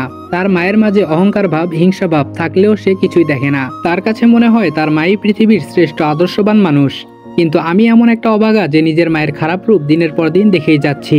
কোথায় এর শেষ কে জানে? কোনোদিন কি দেখতে পাবো মায়ের ভালো রূপ? স্রষ্টার কাছে প্রার্থনা করি পৃথিবীর কোনো সন্তানই যেন মায়ের মমতা মাখা রূপ ছাড়া অন্য কোনো রূপ না দেখে। যতই ঘৃণা করি, এর থেকে কষ্টের বিষয় মনে হয় আর কিছুই নেই। কে জানে তরিকে কিভাবে বড় করেছে, বিয়েটা তরির ইচ্ছে মতো দিচ্ছে কিনা। আমি তো আমার কষ্টগুলো তোকে মুখ ফুটে বলতে পারি, কিন্তু তরি কিভাবে সহ্য করে সে তো চাইলেও মুখ ফুটে বলতে পারে না। গালিব বলল, তরি ভালো আছে, তুই অযথা চিন্তা করিস না। আচ্ছা, তুই কোনো এক সময় বলেছিলি আনাসকে উপস্থিত করাতে পারিস মেঘ সাজিয়ে, সেই প্ল্যানটা কি করবি? আমি বললাম, কাল সকালেই আসবে, তবে তার আগে আজকে রাতেই কিছু কাজ করতে হবে। গালিব বলল, আবার কি কাজ? আমি বললাম, মার্কেটে চল, দেখতে পাবি। রেস্টুরেন্টে বসে আছি আমি আর গালিব, আমার দৃষ্টি শুধু এদিক সেদিক, দেখছি কেউ ফলো করছে কিনা, কিন্তু আশেপাশে তেমন সন্দেহভাজন কাউকে দেখলাম না। গালিবকে কিছু বলা দরকার, ওর থেকে মুন্নির জীবন বৃত্তান্ত জানা প্রয়োজন। আমার ধারণা গালিব মুন্নির সম্পর্কে অনেক কিছু জানে। আমি গালিবকে বললাম, মুন্নি মেয়েটা কেমন রে? গালিব মুন্নি নামটা শুনতেই বিষম খেয়ে উঠলো। আমি পানি এগিয়ে দিলাম, পানি খেয়ে একটু পর শান্ত হলো। গালিব বলল, হঠাৎ মুন্নি আপু সম্পর্কে জানতে চাইছিস কেন? আমি বললাম, না মানে এমনি। গালিব বলল, ভালো। আমি বললাম, তাহলে যে বললি তাকে দেখলে ডিপ্রেশনে পড়ে যাই, কেন ডিপ্রেশনে পড়িস? গালিব বলল, তুই সেই কথা ধরে এখনো বসে আছিস, বাদ দে তো। আমি বললাম, তুই যদি এখনো আমার থেকে কিছু লুকানোর চেষ্টা করিস তাহলে কিন্তু ভবিষ্যতে বেশ সমস্যা হবে। গালিব বলল, না তেমন কিছু না, সে একটু বদ টাইপের আর কি। আমি বললাম, শুধু একটু? গালিব বলল, আমার কাছে একটু মনে হচ্ছে। আমি বললাম, তুই কি জানিস আনাস আসার সাথে সাথে সে বিপদে পড়বে? গালিব বলল, হতে পারে। আমি বললাম, তোর এসব ঢং ভালো লাগছে না। আমার কি মনে হচ্ছে জানিস? গালিব বলল, কি মনে হচ্ছে তোর? আমি বললাম, তুই কোনো দিক দিয়ে মুন্নির কাছে আটকা পড়ে আছিস। গালিব একটু নড়ে চড়ে বসলো। আরে ধুর, আমি মুন্নির কাছে ধরা থাকবো কেন? আমি বললাম, সেটা তুই ভালো জানিস, পরে যদি শুনি কিছু তাহলে তোর খবর আছে। গালিব বলল, তখন দেখা যাবে। গালিব আমার থেকে দিব্যি কথা লুকাচ্ছে, তবে সে সহজে কথা লুকানোর ছেলে নয়, এর পেছনের রহস্যটাও বের করতে হবে। আর মুন্নির ব্যাপারে সব তথ্য আমাকেই বের করতে হবে। মুন্নি কোনো সাধারণ মেয়ে নয়। ট্রাঙ্কুলাইজার, এটা হচ্ছে দ্রুত ঘুমানোর ওষুধ। এটা সাধারণত ছিনতাইকারীরা ব্যবহার করে, খারাপ কাজেই বেশি ব্যবহৃত হয়। পুরো মার্কেট ঘুরে পেলাম না কোথাও, বেশ টেনশনে আছি। এই স্প্রে ছাড়া মিশন সম্পূর্ণ অচল, সব প্ল্যান মাটি হয়ে যাবে। আর এইদিকে গালিবও রহস্য কিছু আমাকে বলছে না, কিন্তু তার ভাবে বোঝা যাচ্ছে সে সব জানে। এখন কি করি, দেখা যাক সকালে কি হয়। গালিব ড্রাইভ করছে, আমি জানালা দিয়ে আনমনে তাকিয়ে আছি। হুট করে মনে হলো বাসের সেই কাজল চোখের মায়াবতীর কথা। এখনো সেই মেয়েটার কথা ভুলিনি, সেটা ভেবেই আশ্চর্য লাগছে। মেয়েটি বাস থেকে নেমে কোন মহাশূন্যে হারিয়েছে কে জানে। খুব করে ইচ্ছে করছে মেয়েটির সাথে আরেকবার দেখা হোক, কিন্তু বিধাতা সহায় না হলে এটা কোনোভাবে সম্ভব না। সেই অদ্ভুত স্পর্শ এখনো মনে সাড়া ফেলে যাচ্ছে। এত চিন্তার মাঝে কিভাবে সে আমার কল্পনায় আসে সেটা ভেবে কুল পাই না। গালিবের কথাই ধ্যান ভাঙলো। গালিব বলল, আমার মনে হয় ফুপির সাথে তোর পাঙ্গা নেওয়া ঠিক হবে না। আমি বললাম, কেন? গালিব বলল সে একজন এমপি। আমি বললাম কেন যে এটা আগে জানতে চাইলাম না, তাহলে এত কষ্ট করতে হয় না। গালিব বলল তোকে আমি কমপক্ষে 50 বার বলতে চেয়েছি, যখনই পরিবার নিয়ে কিছু বলতে যাই ধমক দিয়ে উঠিস। কার এত ঠেকা পড়েছে তোকে বারবার বলতে গিয়ে ধমক খাওয়ার? আমি বললাম অন্তত এটা বলতে পারতি তোরই বোবা। গালিব বলল সেটা বলিনি আমি ইচ্ছে করেই। আমি বললাম কেন? গালিব চুপ হয়ে গেল। গালিবের এসব আচরণ মোটেও ভালো লাগছে না। তোরই বোবা এই নিউজটা কেন সে গোপন রাখবে? এর পিছনে আবার কি কারণ লুকিয়ে আছে? সব থেকে উত্তম কাজ হবে মেজাজ শান্ত রেখে গালিবকে আর এই সম্পর্কে কিছু না বলা, পরে কোনো এক সময় সে নিজেই বলবে। আমি বললাম আচ্ছা গালিব, নদীর ওই পারে যেতে কতক্ষণ সময় লাগবে? গালিব বলল কেন, যাবি সেখানে? আমি বললাম যাব না, তবুও জানতে চাই আর কি। গালিব বলল যাবি নাকি, চল ঘুরে আসি। আমি বললাম না আজকে না, এমনি খুব টায়ার্ড আমি। গালিব বলল ঠিক আছে, বাসায় গিয়ে রেস্ট নে। আমি বললাম আর একটা কথা। গালিব বলল কি? আমি বললাম আমি যে মেঘ সেটা যেন তোরিও না জানে। গালিব বলল ওকে। আমার দিকে বাড়ির অনেকে অদ্ভুত দৃষ্টিতে তাকাচ্ছে, হয়তো গালিবের ফ্রেন্ড হিসেবে আগে কেউ দেখেনি সেই জন্য। গালিব আমাকে রুমে রেখে কোথায় যেন চলে গেল। টায়ার্ড হলেও ঘুম আসছে না। গালিবকে ডাকতে ডাকতে কে যেন গালিবের রুমে আসছে। মহিলার কণ্ঠ শোনা যাচ্ছে, কিন্তু গালিব তো রুমে নেই। একটা গেম খেলা যাক। আমি কম্বল মুড়ি দিয়ে শুয়ে পড়লাম। মহিলাটি বলছে এই গালিব। আমি বললাম হো। সেই মহিলাটি বলল তুই ঘুমাচ্ছিস? আর এইদিকে এলাহি কাণ্ড ঘটে যাচ্ছে। মেঘ নাকি বাংলাদেশে এসেছে, আজকালের ভিতরে এখানে আসতে পারে। এখন আমাদের কি হবে? কি উত্তর দিব সঠিক বুঝতে পারছি না। আমার মনে হয় নীরবে থাকাটাই বেটার। এটা সম্ভবত মেজমামি। মেজমামি বলল জনমের ঘুম ঘুমা, মেঘ আসলে তোরির বিয়েটাও বন্ধ হবে না, ভালো লাগছে না এসব। মেজমামি বকবক করতে করতে চলে গেল। আমি মুখ থেকে কম্বল সরিয়ে নীরব হয়ে আছি। বুঝতে পারছি না কি হচ্ছে, সব কেমন এলোমেলো হয়ে যাচ্ছে। আমার উপস্থিতি সবার নিদ্রাহীনতার কারণ, তবে কেন? এদিকে মামাতো বোন মুন্নি আমাকে মারার প্ল্যান করছে, এইদিকে মামি কি সব বলে গেল। কে জানে তাদের দলে আর কে কে আছে। না, ঘুমালে চলবে না, একটু হাঁটাচলা করি। আমি চলে আসলাম ডেকোরেশনের লোকের কাছে। ওরা বাড়ি সাজাতে ব্যস্ত। কে জানে কবে থেকে শুরু করেছে। এত বড় বাড়ি মুখের কথাও নয়। আমি একটা চেয়ারে বসে আছি, কাজ না করলেও চলবে, যেহেতু পরিচয় আমাদের ডেকোরেশন। আমার দৃষ্টি শুধু আশেপাশে লোকদের দিকে। এখন অবশ্য মানুষের তত আনাগোনা নেই, সবাই হয়তো ঘুমিয়ে পড়েছে। না, বসে থেকে কাজ নেই। আনাস না আসা পর্যন্ত আর কোনো কিছু করতে পারবো না। রুমে এসে দেখি গালিব বিষণ্ণ মনে বসে আছে। কে জানে আবার কি হয়েছে। জিজ্ঞেস করবো নাকি একবার? না থাক, ওরে জিজ্ঞেস করলেই যেই, না করলেও সেই, কোনো কিছু বলবে না। অযথা সময় নষ্ট না করে ঘুমিয়ে পড়ি। সকালে কারো হাতের ধাক্কায় ঘুম ভাঙলো। হকচকিয়ে উঠতেই দেখলাম তরি। আমাকে দেখে সে আটকে উঠল। হাতে তার চায়ের কাপ, মুখে বিষণ্ণ ভাব। আমি কি করব বুঝতে পারছি না। কাল বাদে পরশু যার বিয়ে সে এখানে কেন? আবার চায়ের কাপ হাতে। আমার বোনটাকে কি সবাই দাসী বানিয়ে রেখেছে নাকি? বুঝতে পারছি না কিছু। তরি আমাকে ইশারায় বোঝাচ্ছে গালিব কোথায়। আমি আশেপাশে তাকিয়ে দেখলাম গালিব নেই। ইশারায় বললাম জানি না। তরি চা নিয়েই উল্টো দিকে হাঁটা ধরলো। আমি বিছানা ছেড়ে উঠলাম, ব্যাগ থেকে ব্রাশ বের করলাম, বারান্দায় হাঁটাহাঁটি করছি। এটা আমার অভ্যাস। পুরনো ঐতিহ্যের পোশাক লুঙ্গি পরেছি, একটা সেন্টি গেঞ্জি পরনে, গলায় একটা গামছা। আমি এক মনে বাইরের দিকে তাকিয়ে দাঁত ব্রাশ করছিলাম। পেছন থেকে কে যেন কাঁধে হালকা হালকা স্পর্শ করে বলল এই যে মেয়ে মিরাজ। চমকে গিয়ে পেছনের দিকে তাকালাম। অচেনা এক মেয়ে, আগে কখনো দেখিনি, তবে সে মেয়ে মিরাজ জানলো কি করে? মেয়েটি বলল গুড মর্নিং। আমি বললাম হুম, আপনি কে? মেয়েটি বলল খুব আশ্চর্য ধরনের লোক আপনি। গুড মর্নিং বললাম, আপনি শুধু হু বললেন? আমি বললাম আমি শুধু হু বলিনি, আপনি কে সেটাও জিজ্ঞেস করেছি। মেয়েটি বলল আমার নাম প্রমা চৌধুরী। এই নামটা কোথাও যেন শুনেছি, সঠিক মনে আসছে না। মেয়েটি বলল কি ভাবছেন? আমি বললাম না কিছু না। মেয়েটি বলল আপনি কি সত্যি ডেকোরেশনের লোক? আমি বললাম সন্দেহ আছে নাকি? মেয়েটি বলল একটু একটু। আমি বললাম আমাকে কি মনে হয়? মেয়েটি বলল না, আপনার স্টাইল ফরেনারদের মতো, তাই বললাম। আমি বললাম বিদেশিরা লুঙ্গি পরে? মেয়েটি বলল সেই বিদেশি বলিনি, মানে আপনি বোধহয় দীর্ঘদিন বিদেশে ছিলেন। আমি বললাম কে আপনি? মেয়েটি বলল প্রমা চৌধুরী। আমি কিছু বলার আগে গালিব দৌড়ে আসলো। সর্বনাশ হয়ে গেছে। আমি বললাম কি হয়েছে? গালিব বলল তাড়াতাড়ি হাত মুখ ধুয়ে আয়। আমি বললাম কি হয়েছে বলবি তো? গালিব বলল আগে হাত মুখ ধুয়ে আয়। অতি দ্রুত ফ্রেশ হয়ে আসলাম। গালিব দুই হাত পেছনে আটকে এদিক সেদিক যাচ্ছে, আমার অপেক্ষা করছে। কি হয়েছে বলবি তো? গালিব বলল মেঘ চলে এসেছে। আমি বললাম তাতে সমস্যা কি? গালিব বলল নিচে গেলেই দেখতে পারবি সমস্যা কোথায়। আমি গালিবের পেছনে পেছনে যাচ্ছি। আমার পেছনে আসছে প্রমা নামের মেয়েটা। যাক, আনাস চলে এসেছে, এবার একে একে সব রহস্য বের করব। কিন্তু গালিব এত ভয় পাচ্ছে কেন? নিচে গিয়ে তো রীতিমতো স্তব্ধ হয়ে গেলাম। কে এটা? আনাস কোথায়? এটা আবার কে? ওহ মাই গড, আগে কোথায় দেখেছি বলে মনে হয় না। আমার সমবয়সী একটা ছেলে, আমার থেকে অনেকটা মোটা, বেশ স্টাইলিশ, কিন্তু কথা হচ্ছে এইটাকে আবার কে আমদানি করলো। গালিব আমার দিকে তাকাচ্ছে, আমি গালিবের দিকে। হঠাৎ মনে হলো এখন আবার আনাস চলে আসবে। ওদের থেকে একটু আড়ালে গিয়ে আনাসকে ফোন দিলাম। একটু পর ফোন রিসিভ করলো। আমি বললাম কোথায় তুই? আনাস বলল পথে। আমি বললাম যেখানে আসিস সেখানেই থেমে যা। আনাস বলল কেন? আমি বললাম বাড়ি চলে যা, প্ল্যান উল্টোপাল্টা হয়ে গেছে, আল্লাহ জানে এখন কিভাবে কি করব। আনাস বলল আচ্ছা ঠিক আছে। আমি ফোন কেটে দিয়ে আবার গালিবের পেছনে এসে দাঁড়ালাম। ছেলেটা এক হাত দিয়ে আম্মুকে জড়িয়ে ধরে আছে, সবার সাথে পরিচিত হচ্ছে। আম্মু তো রীতিমতো অ্যাক্টিং শুরু করে দিয়েছে, নাকের জল চোখের জল এক করে ফেলেছে। আমার কেন যেন বিরক্ত লাগছে ওনার অ্যাক্টিং গুলো। তরিকে দেখলাম একটু দূরে দাঁড়িয়ে আছে, মনে হচ্ছে ভাই হিসেবে ছেলেটাকে সে মানতে পারছে না। এমনি কাল রাত থেকে রহস্যে রহস্যে একদম শেষ হয়ে যাচ্ছি। এর মাঝে আমদানি হলো আরেক জিনিস। কোথায় আমি খেলবো সবাইকে নিয়ে, সে জায়গায় আমাকে নিয়েই সবাই খেলছে। এটা নিশ্চয়ই মুন্নির কাজ। ছোট মামাকে চিনতে অসুবিধে হলো না। কোথা থেকে এসে যেন ছেলেটার কাছে গিয়ে হেসে হেসে বলল, এটা আমার সেই পিচ্চি ভাগ্নে মেঘ। ছেলেটা বলল হ্যাঁ মামা আমিই মেঘ। এত কনফিউশনের মধ্যে পেট ফেটে হাসি আসছে। মনে মনে বললাম হ্যাঁ ভাই তুই মেঘ, আমি তো এলিয়েন। ডান দিকে তাকিয়ে দেখি প্রমা নামের মেয়েটা দুই হাত বুকে গুটিয়ে আমার দিকে ঘাড় পাকা করে তাকিয়ে তাচ্ছিলের হাসি হাসছে। এবার সন্দেহ হতে লাগলো মেয়েটাকে নিয়ে। ওর ভাবভঙ্গি একদম ভালো লাগছে না। এই নকল মেঘ চরিত্রের সাথে সে জড়িত নয় তো? বড় করে একটা দীর্ঘশ্বাস ছেড়ে সিঁড়িতে বসে পড়লাম।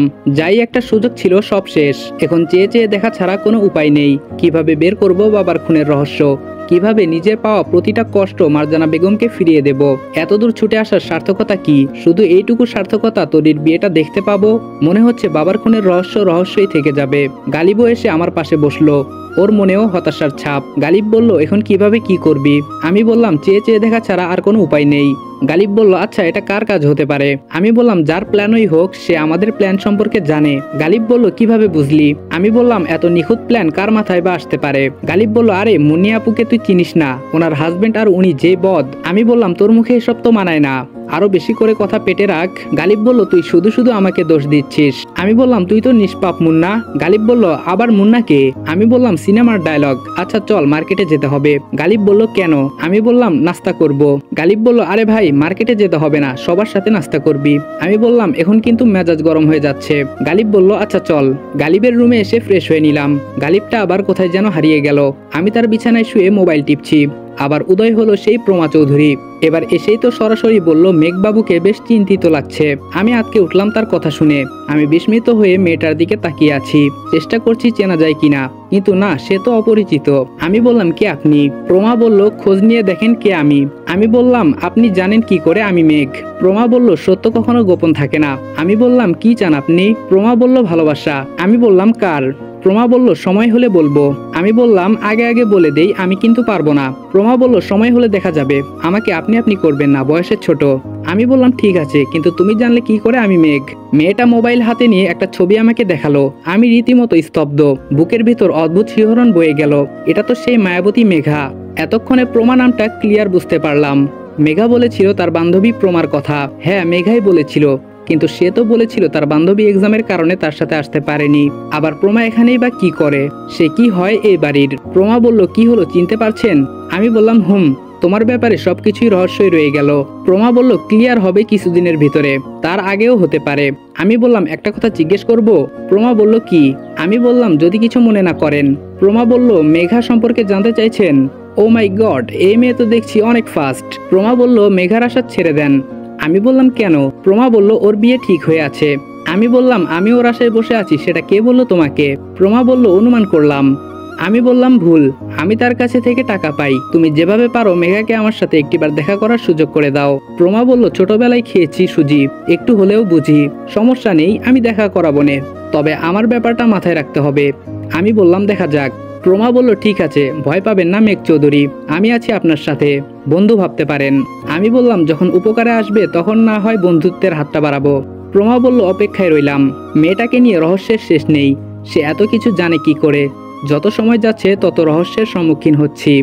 এই রহস্যের শেষ কবে? না জানি এখান থেকে শেষমেশ পাবনার বাস ধরতে হয়। গালিব টিস্যু দিয়ে চোখ মুছতে মুছতে রুমে প্রবেশ করলো। আমাকে দেখে আরো তাড়াতাড়ি চোখের পানি মুছে ফেললো। কাঁদছিলি কেন? গালিব বলল কোথায়?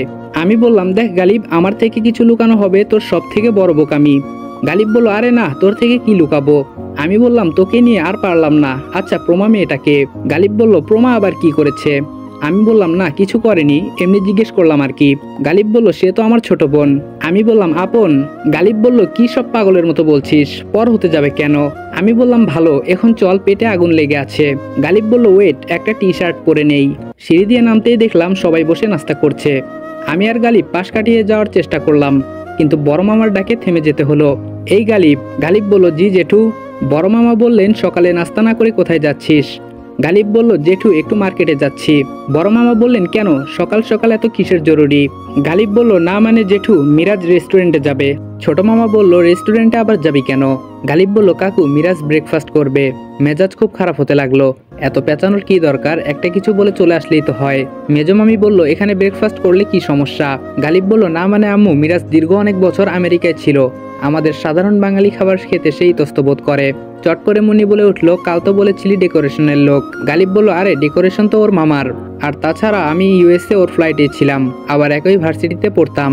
গালিবকে হাতে টানছি যাওয়ার জন্য, কিন্তু গালিবের মতলব যে অন্যটা ছিল তা কিছুক্ষণ পরে বুঝতে পারি। মেজো মামি এসে আমার হাত ধরে এক প্রকার জোর করে টেবিলে নিয়ে বসালো, সাথে গালিবও বসলো। বড় মামা গালিবকে শাসাচ্ছে, তুই দিনের দিন গর্দভ হচ্ছিস নাকি? একটা ফরেনার ছেলে আসলো, তুই কারোর সাথে পরিচয় করিয়ে দিলি না, ছেলেটা কিভাবে আছে, কি খায় না খায়। মেজো মামা আমাকে বলল তুমি কিছু মনে করো না, আমার ঘরে একটা বলদ হয়েছে, আরে খেতে পারে না, তো খেতে অভ্যাস করতে হবে। আমি বললাম থাক হয়েছে আঙ্কেল, আমি গালিবকে নিষেধ করেছিলাম। এর ফাঁকে গালিব চট করে সুযোগ বুঝে বলে ফেললো জেঠু মিরাজকে কিছুদিন রাখতে চাই, ওর বাবা মা নেই তো, শুধু ওর মামা আছে বাংলাদেশে। বলছিলাম কি আমার সাথে যদি ওর ছুটি পর্যন্ত সময়টা রেখে দিতাম। মেজো মামা বলল আরে এখানে বলা বলির কি আছে গালিব, সে থাকবে এখানে, আমাদের সবার সাথে সময় কাটাবে। ওর নাম যেন কি বললি? গালিব বলল মিরাজ। মেজো মামা বলল ওহ মিরাজ, তুমি যতদিন আছো একদম বাইরের খাবার খাবে না, আমাদের বাড়িতে খাবে। আরে তুমি তো জাতে বাঙালি, দেশের খাবার খেয়ে অভ্যস্ত হও। আমি বললাম দেখা যাক। আমাদের কথার মধ্যে দিয়েই নকল মেঘ বলে উঠল মামা খুব ভালো সিদ্ধান্ত নিয়েছো, আমারও একা একা খুব বোরিং লাগছিল, যাক ফরেনার একটা সঙ্গী পাওয়া গেল। মেজো মামা বলল সমস্যা নেই, গালিব আছে মিরাজ আছে, সব তোর সমবয়সী। গালিবকে এতক্ষণ যাই বলি না কেন এখন বেশ বুদ্ধিমান মনে হচ্ছে, সুযোগ বুঝে এমন একটা কাজ করলো বলার বাহিরে। আমার অবশ্য এই পরিবারে এই পজিশনটা বেশ প্রয়োজন ছিল। ডেকোরেশনের লোক সাজার একটাই উদ্দেশ্য বাড়ির চারপাশ খুঁটিয়ে খুঁটিয়ে দেখা, কেউ কিছু মনে করবে না। 3 দিন যে কোনো সময় যে কোনো জায়গায় যেতে পারবো, কেননা পুরো বাড়িটার আনাচে কানাচে সাজানোর কন্ট্রাক্ট কিন্তু ইতোমধ্যে দেওয়া হয়েছে। কিন্তু আমার সব প্ল্যানে পানি ঢাললো এই মুটকো মেঘ। আচমকা এমন একটা সিচুয়েশনে পড়বো ভাবিনি। আমাকে ভেঙে পড়লে হবে না, সব কিছু আবার ঢেলে সাজাতে হবে, তার জন্য আনাসের শরণাপন্ন হতে হবে। খাবার টেবিলে সবাইকে দেখছি, কিন্তু তরিকে দেখছি না। তরি আর এই পরিবারের মাঝে কিছু তো একটা আছে। সবাই আমার বোনকে অবহেলা করছে না তো? মারজানা বেগমের তো নিজের পেটের মেয়ে, তাহলে সে কিছু বলছে না কেন?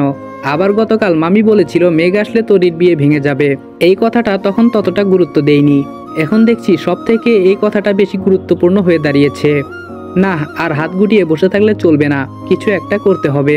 আমি আর গালিব তার রুমেই বসেছিলাম, হুট করে মারজানা বেগম আসলো সেখানে। আমি আর গালিব অনেকটা থমকে গেলাম, কি বলবে কে জানে।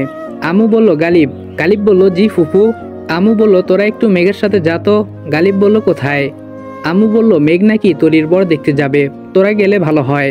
আমি গালিবকে ইশারায় বললাম রাজি হওয়ার জন্য। গালিব বলল আপনি চিন্তা করবেন না, আমরা যাব।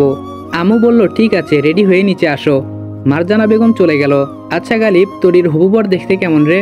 গালিব বলল এটা আর আমাকে বলিস না। আমি বললাম কেন? গালিব বলল সেখানে গেলেই দেখতে পাবি।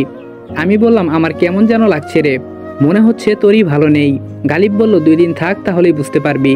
আমি বললাম শুন গালিব, এমপি মন্ত্রী গুনার টাইম নাই আমার, আমি কেমন ছেলে তুই ভালো করেই জানিস। আমি যদি দেখি আমার বোনের একটু কষ্ট, পুরো বাড়িতে আগুন লাগিয়ে দিব, কে বাঁচলো কে মরলো সেটাও দেখবো না, মৃত্যুর পরোয়া আমার নেই। গালিব বলল মাথা ঠান্ডা রাখ, উত্তেজিত হয়ে কিছু করা যায় না। আমি বললাম মাঝে মাঝে মন চায় তোকেও ইচ্ছে মতো পিটাই, তুই সব কথা আমার থেকে গোপন রেখেছিস। গালিব বলল আমি তো আর সাদে গোপন রাখিনি, কোনো অদৃশ্য শিকলে আমার হাত পা বাঁধা। আমি বললাম আমার কাছে বললে সমস্যা কি? গালিব বলল আচ্ছা বাদ দে, চল নিচে চল। আমি বললাম ওয়েট, আচ্ছা নকল মেঘটাকে কে নিয়ে আসলো বলতো? গালিব বলল সেটা তো আমি ভাবছি, সম্ভবত মুন্নির কাজ। আমি বললাম কিন্তু সে কেন নকল মেঘকে নিয়ে আসবে? গালিব বলল জাস্ট অল্প কিছুদিন এখানে থাকলে সব নিজেই জানতে পারবি। আমি বললাম অপেক্ষায় রইলাম। নিচে নামতেই প্রমা এসে বলল মেঘা নাকি আমার সাথে দেখা করার জন্য রাজি হয়েছে। প্রমার থেকে মেঘার ফোন নাম্বার নিলাম। এখন অবশ্য নিজের ভেতরে কেমন কেমন অনুভূতি হচ্ছে। এই অনুভূতির কথা শুধু ছেলেরা বলতে পারবে। আমার অবশ্য এমন অনুভূতি প্রকাশের সুযোগ হয়েছিল। যাই হোক, সেটা অন্যদিন সবার সাথে শেয়ার করব। এখন গল্পে যাওয়া যাক। প্রেমে পড়লে পৃথিবীর সব মানুষের মাঝে কিছু পরিবর্তন আসে। আমার মাঝেও কিছু অদ্ভুত পরিবর্তন লক্ষ্য করলাম। তবে কি আমিও সেই শ্যামবর্ণ বহুরূপী মায়াবিনীর মায়ার জালে ফেসে গেলাম? মুহূর্তেই মনে হতাশা সৃষ্টি হলো। প্রমা বলেছিল মেঘার বিয়ে ঠিক হয়ে আছে। কি অদ্ভুত, আমি সেটা জেনেও মেঘার প্রতি মায়ের অনুভূতি সৃষ্টি করছি। আর আমি একদিক দিয়ে একতরফা ভাবছি কেন? মেঘাও যে আমাকে নিয়ে ভাবে। মেঘার মনেও তো আমার প্রতি অনুভূতি সৃষ্টি হওয়া চাই। কত বোকা হচ্ছি দিনের দিন। মেঘার ফোন নাম্বারটার দিকে অনেকক্ষণ ধরে তাকিয়ে আছি। ফোন দিতে সাহস পাচ্ছি না। কি না কি ভাবে, তাই SMS দিলাম। হাই লিখে বসে আছি অনেকক্ষণ যাবৎ, কোনো রিপ্লাই নেই। গালিবার মুটকো রেডি হচ্ছে। আমি সোফায় বসে মেসেজের রিপ্লাইয়ের অপেক্ষা করছি। একটা সময় মনে হলো রিপ্লাই বুঝি আর পাবো না, তবুও আশা ছাড়িনি। হঠাৎ নোটিফিকেশন বেজে উঠলো। মেঘা রিপ্লাই দিয়েছে। কে আপনি? রিপ্লাই দিলাম পাওনাদার। মেঘা বলল, ওহ আপনি সেই কিপটে লোকটা। আমি বললাম নিজের টাকা চাচ্ছি, এখানে কিপটেমির কি দেখলেন? মেঘা বলল, বারে 500 টাকারই না একটা মামলা, এর জন্য আপনার ঘুম আসছে না? আমি বললাম 500 টাকা নয় 5000 হয়েছে এখন। মেঘা বলল, কি? আমি বললাম আপনি যেখানেই থাকুন না কেন অতি তাড়াতাড়ি আমার টাকা নিয়ে আমার সামনে হাজির হওয়ার জন্য বিশেষভাবে অনুরোধ জানানো যাচ্ছে। মেঘা বলল, বুঝেছি, টাকার জন্য আপনার খাওয়া দাওয়া বন্ধ হয়ে আছে। কোথায় দেখা করবেন? আমি বললাম আপনি বলেন কোথায় আসতে হবে। মেঘা একটা ঠিকানা দিল। আমি বললাম কখন আসবো? মেঘা বলল আধা ঘন্টার ভিতরে। আমি বললাম ওকে। মনে মনে লাড্ডু ফুটছে, মেয়েটাকে আবার দেখতে পাবো, হোক না সে পরের। প্রিয় মানুষকে দেখার মাঝেই অধিক আনন্দ। গালিব ড্রাইভ করছে, আমি তার পাশে, আর মুটকো পেছনে। ইচ্ছে করছে স্টিয়ারিংটা খুলে মাথায় বাড়ি দেই। এমন ভাবে অভিনয় করছে আমার কাছে এখন আমাকেই সন্দেহ লাগছে। আমি মেঘ না সে মেঘ। এখন উলট পালট কিছু জিজ্ঞেস করাও যাবে না, তাহলে মারজানা বেগম আমার অবস্থা বেহাল করে ছাড়বে। গালিবকে মেঘার দেওয়া ঠিকানা দেখালাম। আমি বললাম এই ঠিকানায় ইমার্জেন্সি ভাবে নিয়ে চল। গালিব বলল, কেন? আমি বললাম একজন আসছে দেখা করবে। পেছন থেকে মুটকো বলল, ব্রো ডেটে যাবে গার্লফ্রেন্ডের সাথে? আমি বললাম মুটকো বলল, ওকে নো প্রবলেম, আমরাও আছি তোমার সাথে। মুটকোকে কিছু বলার মতো ইচ্ছে এখন নেই। অযথা মুড নষ্ট করতে চাই না। মুটকোর কথার রিপ্লাই না দিয়ে তাকে থামানো গেলেও গালিবকে কে থামাবে? বেস্ট ফ্রেন্ড থাকলে যা হয় আর কি। কি সব উদ্ভট কথা বলছে, একদম হানিমুন পর্যন্ত চলে গেছে সে। নদীর পাড়ে বেশ মনমুগ্ধকর একটা পরিবেশ। এদিক দিয়ে বয়ে গেছে নদীর ছোট্ট একটি শাখা। এপার ওপার পারাপারের জন্য রয়েছে অসংখ্য নৌকা। বিকেলবেলা আসতে পারলে বেশ ভালো হতো। সময় অতিক্রম করে আধা ঘন্টা অতিবাহিত হতে লাগলো, কিন্তু কারো আসার নাম নিশানা নেই। গালিব তো কখন থেকে বলতে শুরু করেছে আজকে আর আসবে না, কিন্তু মোটু কিছু বলেনি। সময় আস্তে আস্তে অতিবাহিত হতে লাগলো। অনেকগুলো মেসেজ দিলাম, কোনো রিপ্লাই নেই। এখান থেকে নাকি বেশি দূর নয় পাত্রের বাড়ি, তাই গালিব আর মুটকুকে পাঠিয়ে দিলাম। আমি গালিবের সাথে আবার বিকেলে এসে দেখে যাব বরকে। কি ভেবে যেন 2 ঘন্টা বসেছিলাম জানি না, কিন্তু মেঘার না আসার কারণটা বুঝতে পারছি না। ফোন দিলে আবার কে না কে ধরে বসে সেটা ভেবে আর ফোনও দিলাম না। মেঘার প্রতি ভ্রান্ত ধারণা সৃষ্টি হওয়ার আগেই উঠে দাঁড়ালাম, কেননা প্রিয় মানুষের প্রতি কখনো ভ্রান্ত ধারণা তৈরি করতে নেই। যত সম্ভব তার ভুল ত্রুটি কোনো কারণ ভেবে সেটা ভুলে যাওয়া ভালো। হয়তো মেঘা কোনো কাজে আটকে গেছে, এই জন্যই আসতে পারেনি। তবে প্রশ্ন একটা মনের কোণে রয়েই যায়, অন্তত মেসেজ দিয়ে বলতে পারতো ব্যস্ত আছি। গালিবকে ফোন দিলাম আমাকে এসে নিয়ে যাওয়ার জন্য। তরির হবুবর দেখে মাথা গরম হয়ে গেল। এটা ছেলে পক্ষের বাড়ি দেখে কোনো রকম দাঁতে দাঁত চেপে রাগ কন্ট্রোল করার চেষ্টা করছি। রাগে শরীর কাঁপছে। গালিব চুপ হয়ে আছে। ছেলেটা হলো অটিস্টিক, মানে তার এখনো মানসিক বিকাশ হয়নি। ছোট বাচ্চাদের মতো আচরণ করে।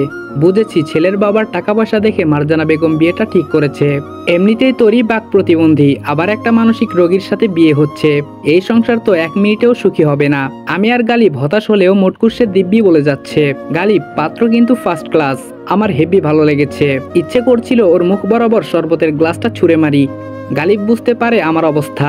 গালিব ততক্ষণে আমার হাতটা ধরে ফেলে। শালা মোটা চোখে দেখে না এটা নাকি ফার্স্ট ক্লাস পাত্র। রাখ, আগে বিয়েটা ভাঙ্গি। তোর মুখোশ যদি আমি প্লাস দিয়ে টেনে টেনে না খুলছি তাহলে আমি আসাদুজ্জামানের ছেলে না। পকেটে মোবাইল বেজে উঠলো। রাগটা সংযত করে মোবাইলটা পকেট থেকে বের করলাম। দেখলাম মেঘার নাম্বার থেকে ফোন এসেছে। সাথে সাথে সুইচ অফ করে দিলাম। এই মেঘ এত ভেসে আসেনি যে একটা মেয়ে তাকে আঙ্গুলের ইশারায় নাচাবে আর সে নাচবে। এমনি মন মেজাজ ভালো না। ভর দুপুর বেলা শুয়ে আছি গালিবের রুমে। তরির চিন্তায় মাথা নষ্ট হবার জোগাড়। কিভাবে বিয়েটা আটকানো যায় সেটাই ভাবছি। এখন সব প্ল্যান বাদ দিয়ে হলেও তরির বিয়েটা আটকানোর চিন্তা করতে হবে। তরির প্রতি এমন ভিন্ন আচরণের জন্য বাড়ির প্রতিটা সদস্যকে কঠিন জবাব দিতে হবে। চিন্তা করতে করতে এক সময় চোখ দুটি লেগে আসলো। হারিয়ে গেলাম গভীর ঘুমে। শ্রাবণের মেঘাচ্ছন্ন বিকেল। মেঘা ছাদে বসে বৃষ্টির অপেক্ষা করছে। আমি গেটের দরজার পাশে দেয়ালটায় হেলান দিয়ে ওর রূপের মাধুর্যে হারিয়ে যাচ্ছি। হঠাৎ শুরু হলো মুষলধারে বৃষ্টি। মেঘার মুখে অট্ট হাসি। চোখ বুজে দুহাত প্রসারিত করে বৃষ্টির পানির স্পর্শ অনুভব করছে। ওর লম্বা চুলগুলো ভিজে একদম একাকার। নিজেকে ধরে রাখতে পারিনি। হাঁটি হাঁটি পা পা করে গিয়ে মেঘাকে পিছন থেকে জড়িয়ে ধরলাম। আমার স্পর্শ পেয়ে মেঘা আমাকে ছাড়িয়ে লজ্জায় দৌড় দিল। বাড়ির ছাদ ছিল পুরনো, দেয়াল ছিল ভাঙা। এক পাশের অংশ বিলীন হয়েছে বহু আগে। মেঘা নিজেকে সামলাতে পারেনি।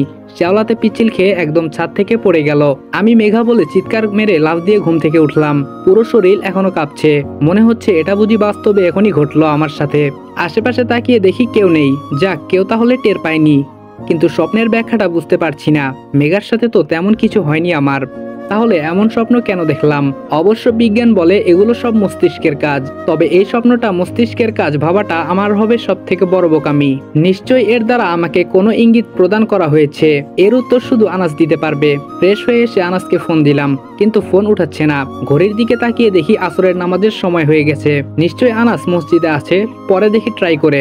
রুম থেকে বের হয়ে বাইরে চলে আসলাম। স্বপ্নটা দেখার পর থেকে নিজের মনের মাঝে কেমন অস্থিরতা কাজ করছে। হঠাৎ মোবাইলের নেটওয়ার্ক ডিস্টার্ব দেওয়া শুরু করলো। 3G নেট সঠিকভাবে পাচ্ছে না। এদিকে আনাসের থেকে স্বপ্নটার ব্যাখ্যা জানার জন্য মনটা কেমন ব্যাকুল হয়ে আছে।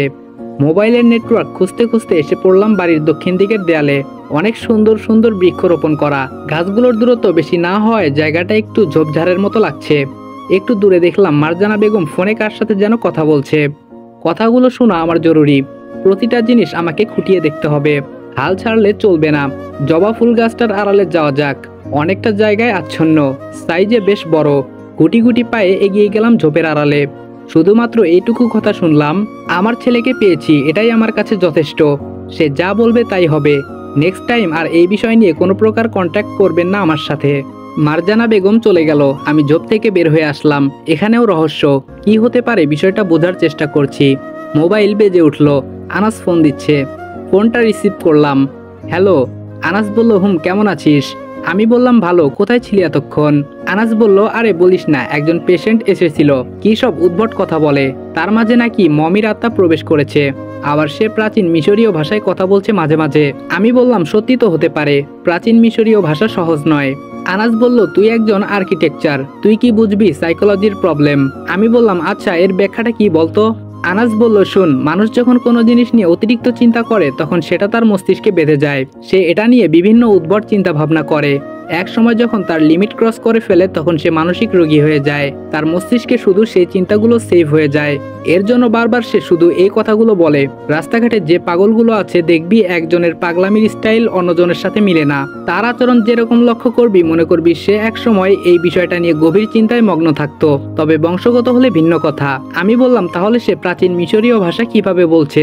আনাস বলল, ওই যে সে প্রাচীন মিশর নিয়ে সম্ভবত কৌতূহলী ছিল, সেজন্য সে মিশরের ইতিহাস বেশি পড়েছে এবং শখের বসে ভাষাগুলো রপ্ত করতে চেয়েছিল। এক সময় বিষয়টা অতিরিক্ত হয়ে যায়। ব্যাস এইটুকুই। আমি বললাম, তাহলে এর চিকিৎসা কি? আনাস বলল, মানসিক হসপিটাল। কিছুদিন থাকলেই এর প্রভাব কেটে যাবে। আমি বললাম, ভাবছিলাম তোকে সদ্য দেখা একটা স্বপ্নের কথা বলবো। তোর চিকিৎসা পদ্ধতি পছন্দ হচ্ছে না। আনাস বলল, আচ্ছা তোর জন্য ভিন্ন চিকিৎসার ব্যবস্থা করব। আমি বললাম, শুন, আমি একটু আগে ঘুমিয়েছিলাম, স্বপ্নে দেখলাম মেঘার পরিচয়টা সংক্ষেপে বলে স্বপ্নটা বললাম। তোর কাছে কি এই স্বপ্নের কোনো ব্যাখ্যা আছে? আনাস বলল, বেশি নেই, কয়েকশো ব্যাখ্যা হবে মাত্র। আমি বললাম, আরে আমি সিরিয়াস ম্যান। আনাস বলল, তুই মেঘাকে নিয়ে অতিরিক্ত চিন্তা করছিস, এই জন্য। সমস্যা নেই, আমি একটু ব্যস্ত আছি, সময় মতো পৌঁছে যাব। তোর যত সমস্যা আছে দেখব। আমি বললাম, আমার কাছে মনে হচ্ছে এটা কোনো প্যারানর্মাল ঘটনা। আনাস বলল, আচ্ছা আমাকে 2 দিন সময় দে, আমি ভালোভাবে খতিয়ে দেখছি এর কোনো বিশেষ ব্যাখ্যা পাওয়া যায় কিনা। আমি বললাম, ওকে। গালিবের সাথে উঠোনে একটা সাইডে বসে আছি। একটা উপায় মাথায় ঘুরপাক খাচ্ছে। আমি গালিবকে ডাক দিলাম। গালিব বলল, আমি বললাম, তোর ফুপির পার্সোনাল কোনো অ্যাসিস্ট্যান্ট নেই? গালিব বলল, আছে তো, দেখিস না ফুপির পিছনে প্রায় সময় দুজন ঘোরে। আমি বললাম, 2 বছর আগে কি তারাই ছিল? গালিব বলল, না, একজন প্রাপ্তবয়স্ক মহিলা ছিল আর একজন পুরুষ ছিল। আচমকা একদিনেই দুজনকে ফুপি চাকরি থেকে বহিষ্কার করে দেয়। আমি বললাম, কত বছর আগে? গালিব বলল 2 বছর। আমি বললাম মানে আব্বুর মৃত্যু 2 বছর আগেই হয়েছিল, মনে করে দেখতো আব্বুর মৃত্যুর পর চাকরি থেকে তাদের বহিষ্কার করেছে নাকি মৃত্যুর আগে। গালিব বলল সম্ভবত ফুপার মৃত্যুর পর। আমি বললাম আচ্ছা তাদের কাজটা কি ছিল? গালিব বলল মহিলাটা সবসময় ফুপির সব কর্মকাণ্ডের নোট করত। মনে কর আজকে কোথায় যাবে, 3 দিন পর এই সময়ে তার কাজ কি, কোথায় কোন দিন কোন সময় ফুপির কি কাজ সেগুলো লিপিবদ্ধ করত। আমি বললাম পেয়েছি। গালিব বলল কি পেয়েছিস? আমি বললাম সময় হলে বুঝবি। আচ্ছা তুই কি সেই মহিলা বা পুরুষের বাড়ির ঠিকানা জানিস? গালিব বলল সঠিক মনে আসছে না। ও হ্যাঁ, একদিন মহিলাটির বাড়িতে কি জরুরি কাজ পড়ে, ফুপি আমাকে বলে তার বাসায় পৌঁছে দিতে। আমি বললাম ঠিকানা মনে আছে? গালিব বলল হুম একটু একটু। আমি বললাম আনাস আসা পর্যন্ত অপেক্ষা করতে হবে। গালিব বলল আমার কেমন যেন সন্দেহ হচ্ছে। আমি বললাম কিসের? গালিব বলল চাকরি থেকে বহিষ্কারের পর সেই লোকটাকেও আর কোনোদিন দেখিনি, আর মহিলাটাকেও না। আমি বললাম এটাতে বিরাট সমস্যা। আচ্ছা আনাসকে বললে কোনো না কোনো উপায় নিশ্চয়ই বের করবে। গালিব বলল কিসের উপায়? আমি বললাম তোকে জানিয়ে কাজ নেই, তোর উপরও আমার বিশ্বাস নেই। গালিব বলল এতক্ষণে মনে হলো আমার উপর বিশ্বাস নেই তোর? আমি বললাম হুম, তুই শুধু আমাদের সাথে থাকবি, তোর এত কিছু জেনে কাজ নেই। গালিব বলল ওকে। একটু পরে গালিব আমাকে ডাক দিল। আমি বললাম আবার কি? গালিব বলল দেখ প্রমার সাথে কে এটা। মেঘাকে দেখে অনেকটা থমকে গেলাম। এদিকে আসছে। গালিব চল। গালিব বলল মনে হচ্ছে ওরা এদিকে আসছে, বিশেষ কিছু বলবে হয়তো। আমি বললাম আরে প্রমার সাথে মেয়েটাই আমাকে 2 ঘন্টা বসিয়ে রেখেছিল। গালিব বলল এটাই কি সেই মেয়েটা? আমি বললাম হুম। গালিব বলল তুই বেশ অদ্ভুত রে। আমি বললাম কেন? গালিব বলল ভার্সিটিতে যখন এলিসা তোর পিছনে পিছনে ঘুরতো তুই পাত্তাই দিতি না, পুরো ক্যাম্পাস জুড়ে সে ছিল ক্রাশ আইকন, আর তুই এখানে এসে একটা শ্যামলা মেয়েকে পছন্দ করে বসলি। আমি বললাম শোন, এলিসা ছিল ইন্ডিয়ান গার্ল, ধর্ম ছিল শিখ, মনে ছিল হিংসা, আর আমার মন মেজাজ কেমন তুই ভালো করেই বুঝিস। গালিব বলল তাহলে এই মেয়ের বেলায় তোর আগের আচরণ কোথায় হারায়? আমি বললাম এত প্রশ্ন করিস না, তুই কি এলিসার এজেন্ট নাকি? গালিব বলল তোর কাছে তো এটাই মনে হবে। আমাদের কথার মধ্য দিয়েই দুজনে সে উপস্থিত হলো। আমি মেঘাকে দেখে উঠে দাঁড়ালাম, প্রচন্ড রাগ ওর প্রতি। গালিব হালকা কাশি দিয়ে বলল এই প্রমা, তোর সাথে কিছু কথা আছে, একটু অন্যদিকে চল। আমি হাত গুটিয়ে মেঘার বিপরীতমুখী হয়ে দাঁড়িয়ে আছি। মেঘা বলল হিসেবে টাকা আপনার কাছ থেকে পাই। আমি বললাম কিভাবে? মেঘা বলল এই যে 5,000 টাকা। আমি বললাম ওয়েট, 5,000 না 7,000। মেঘা বলল আবার বেড়েছে। আচ্ছা যাই হোক, 500 টাকার আপনি টিকিট কেটেছেন, টাকাটা তো আমার দেওয়ার কথা ছিল তাই না? আমি বললাম হুম। মেঘা বলল টাকাটা আপনি দিয়েছেন, সো এখন আপনাকে ওই টাকাটা আমি দিতে হবে। ধরতে গেলে ওই 500 টাকা তো আমার তাই না, যেহেতু আপনাকে আমি এখন পরিশোধ করব। আমি বললাম হুম। মেঘা বলল এখন একটা ছোট্ট হিসাব আমাকে দিন, ওই 500 টাকা কতদিন আপনার পকেটে ছিল? যতদিন ছিল প্রতি 6 ঘন্টায় 100 টাকা সুদ ধরে, এবং এর চক্রবৃদ্ধি সহ কত হয়েছে হিসেব করে দেখেন। আপনি আমার থেকে টাকা পান নাকি আমি পাই? ধপাস করে চেয়ারে বসে পড়লাম। হিটলার আবিবি জিন্দা হ্যাঁ। আমি বললাম এই হিসাব কে শিখিয়েছে? মেঘা বলল বিজনেস স্টাডি শাখার স্টুডেন্ট। আমি বললাম কমার্সের স্টুডেন্টের একটাই কাজ, মানুষের পকেটের টাকা সারা জীবন হিসাব করা। আমার টাকা আমার কাছ থেকে সুদ, ভাবা যায় এগুলা? মেঘা বলল হুম, হিসেব আরো বাকি আছে। মেঘ থেকে যে মিরাজ হয়েছেন আকিকা দিয়ে নাম পরিবর্তন করেছেন। আমি বললাম প্রমা তোমাকে বলে ফেলেছে? মেঘা বলল বান্ধবী বলে কথা। আমি বললাম সেদিন মিথ্যা বললেন কেন? মেঘা বলল কিসের? আমি বললাম আচ্ছা এই হিসাবটা পরে করব, সকালবেলায় এত বড় ধোকাটা দিলে কেন? মেঘার মুখে বিষণ্ণ ছাপ তৈরি হলো। নরম সুরে বলল হবু শ্বশুর বাড়ি থেকে লোক এসেছিল, ব্যস্ত ছিলাম। কথাটা বড্ড যাতনা দিল আমাকে, কেন যেন এই কথাটা মেনে নিতে পারছি না। মেঘার মুখের অবস্থা দেখে বোঝা যাচ্ছে সে বোধহয় এখনই কেঁদে দিবে, কিন্তু কেন? মেঘাও কি তার বিয়েতে রাজি না? হতাশ মনে বললাম আগে বললেই পারতে। মেঘা বলল আমি কি জানি নাকি, হুট করে চলে এসেছে। আমি বললাম একটা অদ্ভুত জিনিস লক্ষ্য করেছো? মেঘা বলল কি? আমি বললাম কখন যে আপনি থেকে তুমি বলে ফেলেছি তোমায় খেয়ালই করিনি। মেঘা বলল তুমি করেই বলেন। আচ্ছা চলেন আমার সাথে। আমি বললাম কোথায়? মেঘা বলল যেদিকে দু চোখ যায়। আমি বললাম মানে? মেঘা বলল জাস্ট ফান, আপনার টাকা পরিশোধ করব, হাতে এত টাকা নেই, কারো কাছ থেকে ধার নিয়ে দিতে হবে। আমি বললাম জমা থাকুক, যখন প্রয়োজন হবে চেয়ে নিব। মেঘা বলল আমি বলছি না আমি কারো পাওনা অপূর্ণ রাখি না। আমি বললাম তাহলে সেদিন বাসে দাওনি কেন, আবার চোরের মতোই বা পালিয়ে গেলে কেন? মেঘা বলল সেদিন সেখানে আমার হবু বর ছিল, গাড়ি থেকে নামার সাথে সাথে সে আমাকে রিসিভ করে, আপনার সাথে যদি দেখতো তাহলে। আমি বললাম তাহলে কি? মেঘা বলল কিছু না। আমি বললাম তুমি বোধহয় তোমার বিয়েতে রাজি না তাই না? মেঘা ঘাড় নেড়ে হ্যাঁ সম্মতি জানালো। আমি বললাম কেন, পছন্দের মানুষ আছে? মেঘা বলল আকাশের চাঁদ ছোঁয়া যায় না, তার উপস্থিতি অনুভব করা যায়। আমি বললাম মানে? মেঘা বলল কিছু না, চলেন আমার সাথে একটু। আমি বললাম কোথায়? মেঘা বলল ডিঙ্গিতে করে শাপলা তুলবো। আমি বললাম এখানে শাপলা পাওয়া যায় নাকি? মেঘা বলল পাওয়া যায়। আমি বললাম আমার সাথেই বা কেন, হবু বরকে ফোন দাও। মেঘা বলল না মানে আপনি শহুরের ছেলে, কখনো ডিঙ্গিতে করে শাপলা তুলেছেন কিনা, চলুন, অনুভূতিটা মন্দ না। আমি বললাম না, যাব না, সাপ বিচ্ছু থাকবে, পরে আরেক সমস্যা, আমার যখন ইচ্ছে হবে গালিবকে সাথে নিয়ে যাব। মেঘা বলল ওহ ঠিক আছে। একটু নীরব থাকার পর বললাম নৌকাতে চড়ার বেশি শখ নাকি? মেঘা বলল কিন্তু কেউ নিয়ে যায় না, ভাইয়ারা শুনলে বকা দেয়। আমি বললাম এখন কেউ দেখবে না? মেঘা বলল না, এপারে কেউ পরিচিত নেই, তরির বিয়ের নাম করে এসেছি, বিয়ে পর্যন্ত আছি। আমি বললাম সাথে গালিবকে নিয়ে নেই। মেঘা বলল না। আমি বললাম কেন? মেঘা বলল আপনার সাথে ঘুরবো। আমি বললাম দেখা যাবে, মেজাজ গরম হলে তোমাকে ডিঙ্গিতে ফেলে দিলাম, গালিব থাকলে তো আটকাতে পারবে। মেঘা বলল আপনি যদি ফেলেও দেন আপনি আবার তুলবেন, রাগী মানুষের মনে মায়া বেশি। আমি বললাম মায়া বেশি, তবে সবার জন্য নয়, শুধু পরিচিতদের জন্য। মেঘা বলল সেদিন বাসেও কি আমি আপনার পরিচিত ছিলাম? আমি বললাম বাদ দাও, চলো তো। মেঘা বলল ওয়েট, আমি বোরকা চেঞ্জ করে আসি। আমি বললাম কেন? মেঘা বলল ঘুরতে যাব, একটু প্রকৃতির নিবিড় স্পর্শ অনুভব করব না? আমি বললাম বোরকাটাই বেটার, পর্দা হচ্ছে, না হয় গুনাহ হবে। মেঘা বলল আপনি কি জানেন মানুষ জেনে শুনে গুনাহ করে বেশি? আমি বললাম তবে নিজেকে সর্বদা সতর্ক রাখলে ক্ষতি কি? একটু হলেও তো পাপ কমবে। মেঘা বলল আচ্ছা, সিগারেটের প্যাকেটে যখন লেখা থাকে ধূমপান ক্যান্সারের কারণ, সেটা দেখেও কেন মানুষ সিগারেট খায়? আমি বললাম পর্দা আর সিগারেট এক নয়। মেঘা বলল আপনার সাথে থেকে করি না একটু গুনাহ, পরে তাওবা পরে নিব। আমি বললাম তাওবা পড়ার আগেই যদি ওপারের ডাক চলে আসে? মেঘা বলল আপনার মতো ভাবলে পৃথিবীতে একটাও খারাপ কাজ হতো না। আমি বললাম পৃথিবীতে খারাপ কাজ না হলে ভালো কাজের মূল্য বোঝা যায় না। মেঘা বলল সেটা অবশ্য ঠিক, তবে ইচ্ছে করে না করাই বেটার। ভেবেছিলাম অভিমান করব মেঘার উপর, কিন্তু ওর মায়াবী মুখের পানে চেয়ে আমার সব অভিমান ভেঙে চূর্ণ বিচূর্ণ হয়ে গেছে। মেঘাও বোধহয় আমাকে পছন্দ করে, ওর অনেক আচরণ অবশ্য এটা প্রমাণ করেছে, কিন্তু কোথায় যেন আটকে পড়ে আছে সে। হয়তো বিয়ে ঠিক হয়ে আছে, এই জন্য বলতে পারছে না। কি করা যায় সেটাই ভাবছি। মেঘাকে প্রপোজ করব? না, আবার যদি রিজেক্ট করে দেয় লজ্জা পাবো। মেয়েদের মতিগতি বোঝা বড় দায়। হয়তো মেঘার আচরণ সবার সাথে এমন। সেদিন বাসেই তো বলেছিল সে মিশুক স্বভাবের, সবার সাথে খুব সহজে মিশে। আমি অযথা শুধু শুধু ভাবছি মেঘাকে নিয়ে। মেঘা রেডি হয়ে আসার আগেই গালিব কোথা থেকে যেন হন্তদন্ত করে ছুটে এসে বলল একটা সুখবর আছে। আমি বললাম কি? মেঘা বলল সেই মহিলাটির বাড়ির ঠিকানা পাওয়া গেছে। আমি বললাম কোন মহিলার? গালিব বলল ওই যে ফুপির বিয়ে ছিল না। আমি বললাম ও, সে থাকে সেই ঠিকানায়? গালিব বলল কি বলবো, ঘটনা একদম নাজেহাল। আমি বললাম মানে? গালিব বলল সেই মহিলাটি নাকি চাকরি থেকে রিটায়ার্ড হওয়ার 2 দিন পর খুন হয়। আমি বললাম ওহ মাই গড। গালিব বলল আরেকটু বাকি আছে। আমি বললাম আবার কি? গালিব বলল তার ঠিক 1 দিন পর পুরুষ যে পিএস ছিল সেও আত্মহত্যা করে।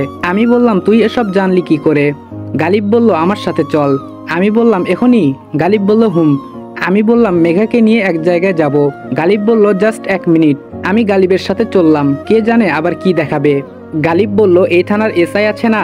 আমি বললাম গালিব বলল উনি আমার এক বেস্ট ফ্রেন্ডের বড় ভাই, উনি গত 4 বছর ধরে এই থানায় আছে, সপ্তাহে কমপক্ষে 5 বার এই বাড়িতে আসে, অবশ্য ফুপির কাজের জন্যই আসে। ওনাকে জিজ্ঞেস করেছিলাম ফুপির পুরনো পিএ আর পিএস এর কথা, তারপর উনি বলে তাদের মৃত্যুর কথা।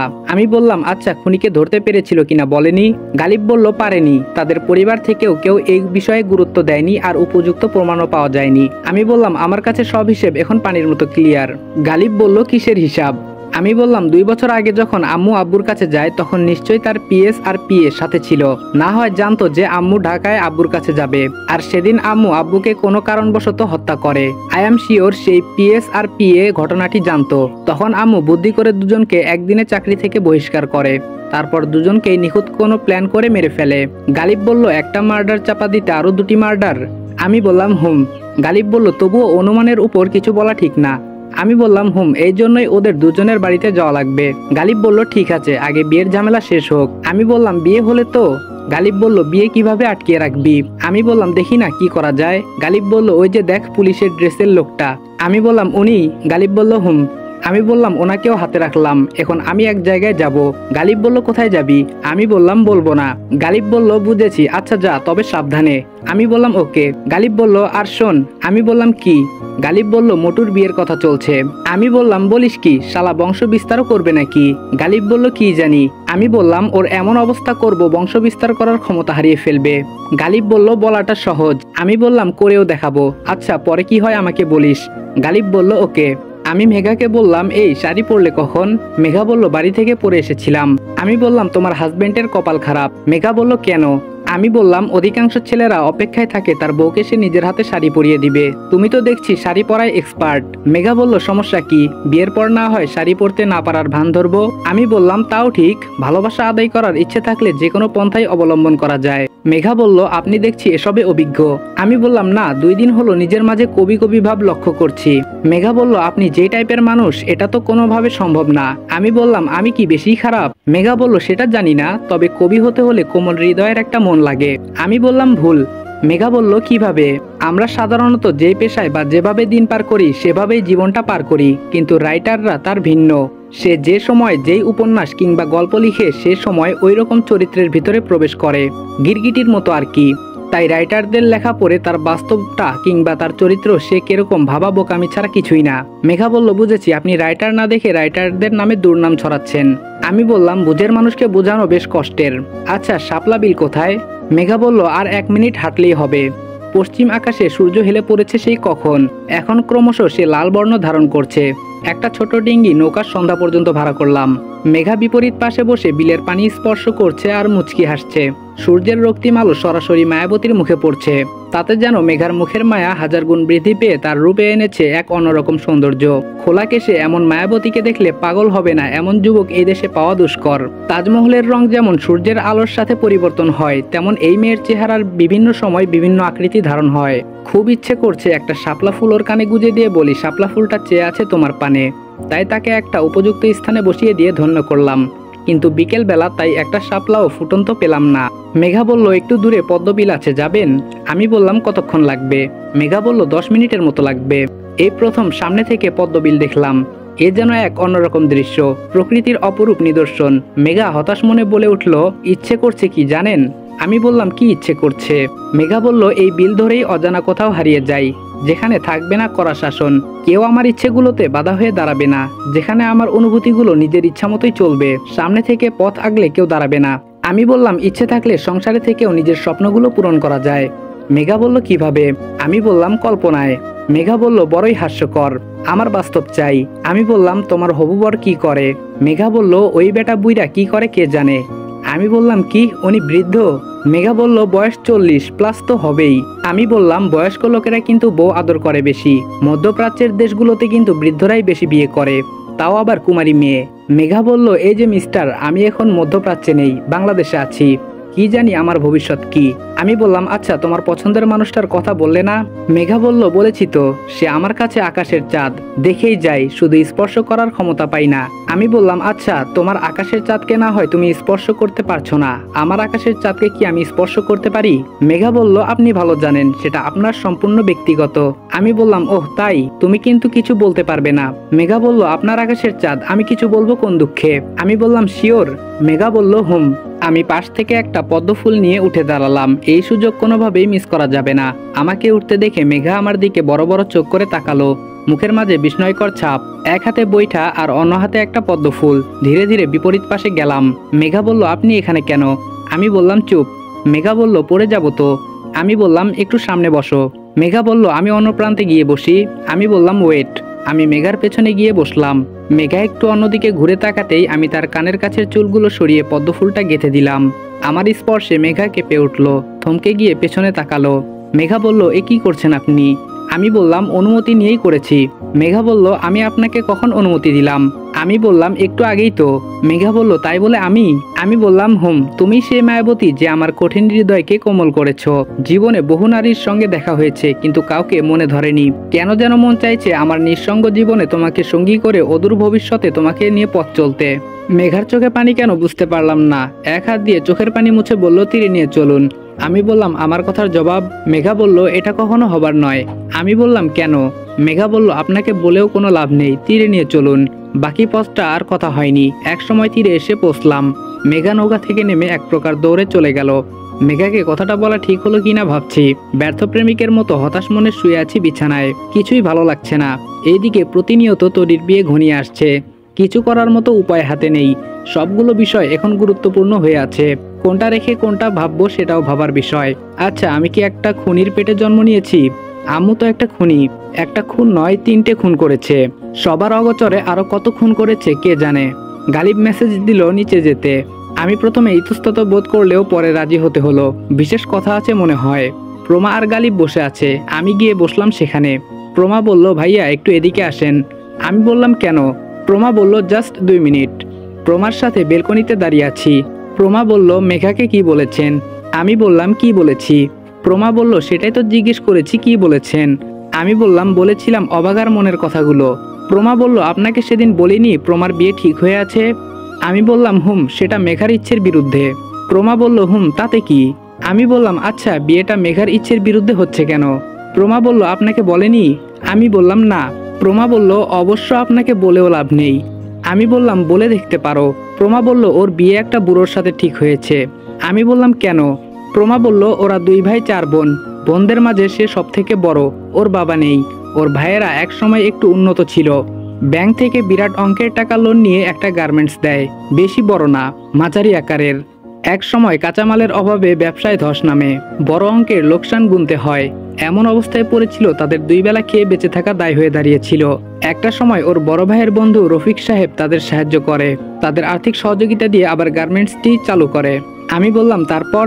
প্রমা বলল, তারপর আর কি, রফিক সাহেবের স্ত্রী মারা গিয়েছিল অনেক আগে, পরে আর বিয়ে করেনি। এক সময় সে মেঘাকে বিয়ে করার জন্য বলে, অবশ্য সে নিজে বলেনি, লোক দিয়ে বলিয়েছে। ওর ভাইয়ারাও আর না করতে পারেনি। আমি বললাম, ভেবেছিলাম টাকার মামলা, কিন্তু এখানে অন্য কিছু জড়িয়ে আছে। আচ্ছা, মেঘা তো আমাকে বলতে পারতো, এভাবে কান্না করলো কেন? প্রমা বলল, সেটা আমি জানি না, মেঘাকে জিজ্ঞেস করে দেখতে পারেন। আমি বললাম, সে কি আর আমার সাথে কথা বলবে? প্রমা বলল, তাও তো কথা। আচ্ছা, আপনার ফোন নাম্বারটা আমাকে দেন। আমি আমার ফোন নাম্বারটা প্রমাকে দিলাম। প্রমা বলল, আমার মেসেজের অপেক্ষা করবেন, ওকে? আমি বললাম, ওকে। মুন্নির সে ভাড়াটিয়া গুন্ডাগুলাকে দেখা যাচ্ছে না মুটকো আসার পর থেকে। তাহলে আমি শিওর নকল মেঘকে উপস্থিত করানো মুন্নির কাজ। আর এদিকে গালিবকে নিয়ে আছি আরেক সমস্যায়। ওর হঠাৎ হঠাৎ কি যেন হয়। এত বড় একটা ছেলে কান্না করবে কেন? এত সহজে কান্না করার মতো ছেলে তো সে নয়। ওর কান্না করার কারণটা আগে জানতে হবে। খেতে বসেছি সবাই একসাথে। মেঘাকে আর প্রমাকে দেখা যাচ্ছে না, কি হলো আবার কে জানে। তরিকে দেখলাম সবাইকে খাবার বেড়ে দিচ্ছে। সবগুলো রাক্ষস গপ গপ করে খাচ্ছে। আমার পেটে খাবার যাচ্ছে না। নিজের চোখে নিজের বোনের এই অবস্থা কোনোভাবেই মেনে নিতে পারছি না। আম্মু কেন তরির সাথে এমন করছে বুঝতে পারছি। ওনার তো আপন মেয়ে। মা বাবা বাস্তবে যত খারাপ হোক সন্তানকে কষ্ট দেয় না। মুটকোটাকে কেমন নিজের হাতে তুলে তুলে খাওয়াচ্ছে। আমি প্লেটের উপর হাত নাড়ছি আর চোখে তরিকে দেখছি। সবার দিকে কেমন অসহায় দৃষ্টিতে তাকিয়ে আছে। ওর মনটা হয়তো চাচ্ছে সবার সাথে বসে খাবার খেতে, কিন্তু মুখ ফুটে বলতে পারছে না। ছোট মামির প্লেটে ভাত দিতে গিয়ে তরির হাতের কনুইয়ে লেগে আচমকা সবজির বাটি থেকে মামির শাড়িতে কয়েক ফোঁটা ঝোল পড়ে গেল। মামি রেগে মেগে আগুন হয়ে গেল। বসা থেকে উঠে সজোরে 2টা থাপ্পড় দিল তরিকে। তরি চোট সামলাতে না পেরে 2-3 হাত দূরে গিয়ে পড়ে গেল। আমার শরীরের প্রতিটা পশম দাঁড়িয়ে গেল। তরির দিকে না তাকিয়ে আম্মুর দিকে তাকাচ্ছি। উনি এমনভাবে খাবার খাচ্ছেন যেন কিছুই হয়নি। আমি টেবিলের উপর থেকে পানির গ্লাসটা টেবিলের নিচে নিয়ে এক চাপে ভেঙে ফেললাম। সবাই চমকে গিয়ে বলল, কি হয়েছে? গালিব কথা ঘোরানোর ছলে বলল, পানির গ্লাসটা আচমকা পড়ে গিয়েছে, হাত বেয়ে রক্ত পড়ছে, সেদিকে খেয়াল নেই। আম্মুর দিকে তাকিয়ে আছি শুধু এক দৃষ্টিতে। সে তরির আসল মা নয়। একজন মায়ের সামনে কখনো অন্য কেউ তার সন্তানকে মেরে হজম করতে পারবে না। মামির দিকে তাকালাম না। তরি আর মামির দিকে যদি তাকাই তাহলে আমি নিজেকে কন্ট্রোল করতে পারবো না। দেখা যাবে খাবারের প্লেট ছুঁড়ে মেরেছি মামির মুখ বরাবর। চেয়ার থেকে উঠে সোজা গালিবের রুমে চলে আসলাম। গালিব আমাকে বলল, সুইচ গিয়ার দিয়ে কি করবি? আমি বললাম, ঘুমের ভিতরে তোর চাচিকে জবাই করব। গালিব বলল, মাথা ঠান্ডা কর মেঘ। আমি বললাম, অনেক মাথা ঠান্ডা রেখেছি, আর না। আমার পুরো ক্যারিয়ারে একসাথে এতদিন কখনো মাথা ঠান্ডা রাখিনি। গালিব বলল, বুঝার চেষ্টা কর, বাড়ির কারোরই দোষ নেই, তোর আম্মুই তো সবাইকে লাই দিয়েছে। আমি বললাম, কেন দিয়েছে? গালিব বলল, সেটা তো আমি জানি না। রাত 10টার দিকে প্রমার মোবাইল থেকে মেসেজ আসলো, শব্দহীন পায়ে 1 মিনিটের ভেতরে ছাদে আসুন। আমিও যেন না বুঝি আপনি ছাদে এসেছেন। আমি বললাম, ওকে। ছাদের উত্তর কর্নারে একটা লাইট জ্বলছে। মেঘা আর প্রমা দক্ষিণ প্রান্তে বসে আছে অন্যদিকে মুখ করে। এখন সেখানে যেতেও পারছি না।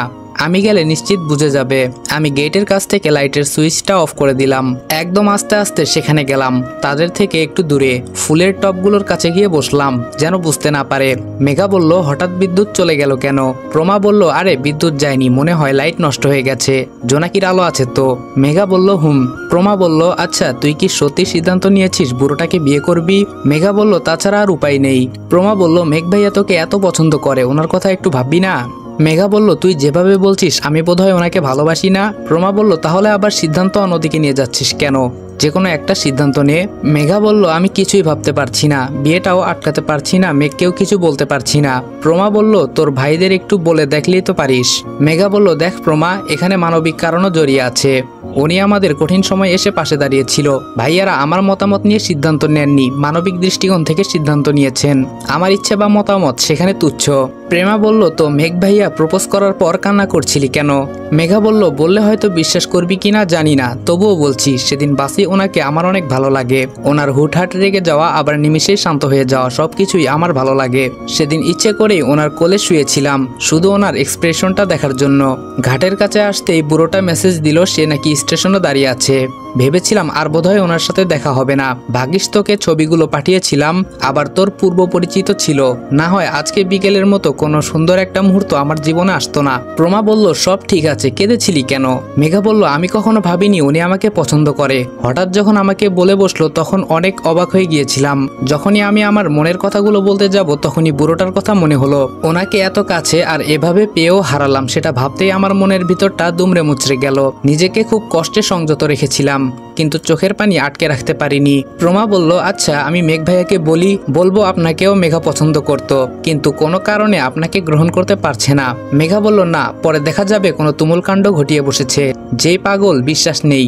আচ্ছা একটা কথা বলতো, আমার মতো একটা মেয়ে ওনার স্ট্যাটাসের সাথে যায়? আমি দেখতে সুন্দরীও না, আর উনি একটা সুদর্শন যুবক, কি ভেবে আমাকে পছন্দ করলো? প্রমা বলল, এই প্রশ্নের জবাব তো এখন মেঘ ভাইয়া দিবে। মেঘা বলল, মানে? প্রমা বলল, কোথায় রোমিও? আড়াল থেকে বললাম, উপস্থিত। আমাকে দেখে মেঘা থমকে গেল। প্রমা খুব জোরে জোরে হাসছে, তবে আমার হাসি নেই মুখে। ভালোবাসি বললেই পারতো, পরে দেখতো আমি কিছু করি কিনা। অকারণে সন্ধ্যা থেকে এই পর্যন্ত কষ্ট দেওয়ার ফল এখন ভোগ করতে হবে। আড়াল থেকে উঠে তাদের কাছে গেলাম। প্রমা বলল, মজনু ভাইয়া, লাইলিকে একটু বলেন কি জন্য ওনাকে এত পছন্দ করেন। আমি গেলাম। প্রমা চলে যাচ্ছে, মেঘাও চলে যাচ্ছিল। আমি মেঘার হাতটি পেছন থেকে ধরে আমার দিকে ফিরিয়ে ওর হাতটি উল্টিয়ে ওর পিঠে ধরলাম। মেঘা বলল, ভেঙে যাচ্ছে। আমি বললাম, ভাঙুক। মেঘা বলল, ব্যথা পাচ্ছি। আমি বললাম, আদর করার জন্য ধরিনি। মেঘাকে টান দিয়ে একদম আমার কাছে নিয়ে আসলাম। মেঘার কপালের সাথে আমার কপাল রেখে বললাম, পছন্দ সবাইকে করা যায়, ভালো কয়জনকে বাসা যায়? মেঘা বলল, সেটা আমি কি জানি? আমি বললাম, আমি তোমাকে পছন্দ করি না, ডিরেক্ট ভালোবাসি। মেঘাকে কিছু বলতে না দিয়ে হাতের মাঝে আবার হালকা করে চাপ দিলাম। মেঘা চিৎকার করে উঠলো হালকা করে। আমি বললাম, যতক্ষণ না বলবে ভালোবাসি ততক্ষণ আর ছাড়ছি না। মেঘা বলল, ভালোবাসি বললেই তো আর ফিউচারে মিলন হবে না, অযথা দুজনের কষ্ট পেয়ে কি লাভ? আমি বললাম, সেটা বিধাতা জানে মিলন হবে কি হবে না। মেঘা বলল, আপনি বুঝতে পারছেন না। আমি বললাম, দেখো মেঘা, এমনি চারদিকের চিন্তায় আমি নিজের ভেতরে নিজে শেষ হয়ে যাচ্ছি। এর মাঝেও সন্ধ্যা থেকে এই পর্যন্ত তোমাকে নিয়েছিলাম দুশ্চিন্তায়।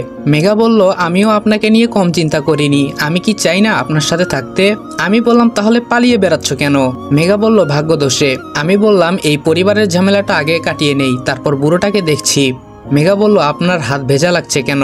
আমি মেঘার হাতটি ছেড়ে দিলাম। অনেকক্ষণ যাবতই লক্ষ্য করছিলাম হাতে ব্যথা, তবুও ধরে রেখেছিলাম। মেঘা বলল, এ কি, আপনার হাতে রক্ত? আমি বললাম, চুপ, এত উত্তেজিত হওয়ার কিছুই নেই। এই সামান্য রক্তগুলো না ঝরালে আজকে এই বাড়িতে একটা খুন হতো। গালিব বলল, কি রে, একটু আগেই তো রেগে মেগেছিলি, হঠাৎ আবার কি হলো? আমি বললাম, আগুনের মাঝে বৃষ্টির স্পর্শ। গালিব বলল, মানে? আমি বললাম, মেঘা। গালিব বলল, তাহলে কনফার্ম? আমি বললাম, কিন্তু একটু প্রবলেম আছে। গালিব বলল, এখন আর কোনো প্রবলেমের কথা শুনতে চাই না। আমি বললাম, ঠিক আছে, আমি না হয় আমার সমস্যা সমাধানের পথ খুঁজি। গালিব বলল, কয়টা সমস্যা সমাধানের পথ খুঁজবি তুই? আমি বললাম, ওয়েট, মুন্নির হাজবেন্ড কি করে? গালিব বলল, সে ঢাকাতে চাকরি করে, ছুটি পেলে এই বাড়িতে চলে আসে, নিজের বাড়িতে যায় না। আমি বললাম, ওর বাবা মা নেই? গালিব বলল, আছে তো, ওই যে মুন্নি। আমি বললাম, মুন্নি কি সারা বছর এই বাড়িতে থাকে? গালিব বলল, হুম। আমি বললাম, আচ্ছা তাহলে একটা কথা বলতো, মেঘ চরিত্রটাকে মুন্নি হত্যা করতে চায় কেন? গালিব বলল, বলবো? আমি বললাম, তোর ইচ্ছে। গালিব বলল, আচ্ছা একটু বলি, বেশি বলতে পারবো না। আমি বললাম, বল শুনি। গালিব বলল, এই পুরো বাড়িটা ফুপির, আর আশেপাশে সব সয় সম্পত্তিও ফুপির। ধরতে গেলে আমরা সবাই তার উপর নির্ভরশীল হয়েই বেঁচে আছি। অবশ্য আব্বু, জেঠু, আমি, চাচ্চু, আমরা এখন কাজ করি, তবে দিন শেষে ফুপির উপরেই নির্ভরশীল। ফুপি এই বিশাল সম্পত্তি তোর নামে রেজিস্ট্রেশন করে ফেলেছে। আমি বললাম, এই জন্যই তো বলি, ঘটনা কোথায়? মেঘ চরিত্রটা সরাতে পারলেই এই সম্পত্তির ওয়ারিশ থাকবে না। আর তরিকে সবাই মিলে এমন একটা ছেলের সাথে বিয়ে দিচ্ছে যেন ওর হাজবেন্ড এসবের কিছু না বুঝে। গালিব বলল, ঠিক ধরেছিস। আমি বললাম, কিন্তু আম্মু তাদের দলে সামিল হলো কেন? গালিব বলল, আমার কি মনে হয় জানিস, আমি বললাম কি? গালিব বলল তরি তোর আপন বোন না। আমি বললাম হতেও পারে, কিন্তু বোন হওয়ার সম্ভাবনা বেশি। আমি তো ছোটবেলা থেকেই দেখছি, নিজের চোখকে তো আর অবিশ্বাস করা যায় না। গালিব বলল হয়তো এমন কোনো ঘটনা আছে যা তুই জানিস না, তোর আব্বু আম্মু জানে। আমি বললাম হতে পারে, তবে তরি যদি আমার আপন বোন নাও হয়, সে আমার আপন বোনের থেকেও 1000 গুণ বেশি কিছু। ওর প্রতি অন্যায় আমি কখনো মেনে নিব না। গালিব বলল আর কিছু করতে পারবি না, কালকেই তো বিয়ে। আমি বললাম সেটাই ভাবছি। আচ্ছা ঘুমাতো, রাত হয়েছে অনেক। গালিব বলল গুড নাইট। বারান্দায় দাঁড়িয়ে উঠোনের সব কার্যকলাপ লক্ষ্য করছি, সবার মুখে আনন্দ উচ্ছ্বাস। কি একটা সমস্যায় আছি, তরির বিয়েটা যে ঠেকাবো তেমন কোনো উপায় হাতে নেই। মোটকোটা যদি আবার মাঝে থেকে হাত না ঢুকাতো তাহলে চলতো। এতদিনে তরির বিয়েটা আটকাতে পারতাম। আমার সব প্ল্যান বেচতে দিল সে। আনাসের মোবাইলও বন্ধ, কে জানে আবার কি গবেষণার কাজে বসেছে। আনাস থাকলে আমাকে বুদ্ধি দিতে পারতো। কোথা থেকে মেঘা এসে বলল এই আমাকে কোন শাড়িতে মানাবে বলো তো। আমি বললাম প্লিজ মেঘা, এমনি মানসিক প্রেসারে আছি, এসব ভালো লাগছে না। মেঘা বলল কি হয়েছে আবার? আমি বললাম তুমি জানো না। মেঘা বলল না তো। আমি বললাম জানতে হবে না, অযথা দুশ্চিন্তা করবে। মেঘা বলল আচ্ছা ঠিক আছে, কিন্তু তুমি বেশি দুশ্চিন্তা করো না। আমি বললাম দুশ্চিন্তা করতে কে চায়? দুশ্চিন্তা যদি কাঁধের উপর এসে ভর করে আমি কি করব? মেঘা বলল ঝেড়ে ফেলে দাও। আমি বললাম এগুলো ফেলনার দুশ্চিন্তা নয়, যাও তো এখান থেকে। মেঘা চলে গেল। আজকে আমি উপস্থিত থেকেও তরির এত বড় সর্বনাশ হবে সেটাও আমার চেয়ে চেয়ে দেখতে হবে। এর থেকে বড় ব্যর্থতা কি আছে আর আমার জীবনে? সকাল গড়িয়ে দুপুর হতে চলল। বিয়ের অনুষ্ঠান ক্রমশ নিকটবর্তী হতে লাগলো। আমার মনের মাঝে ক্রমশ অস্থিরতা বাড়ছে। হঠাৎ খবর আসলো পাত্রকে নাকি খুঁজে পাওয়া যাচ্ছে না, পাত্রের বাড়ি থেকেই নাকি মিসিং হয়েছে। মনে মনে অনেক খুশি হলাম। এরকম একটা অলৌকিক কিছু চেয়েছিলাম বিধাতার কাছে। তবে চিন্তার বিষয়, যে ছেলে বাড়ি থেকেই বের হয় না সে আজকে এমন একটা দিনে মিসিং হলো কি করে? এটা তো পরিকল্পিত, আমি শিওর।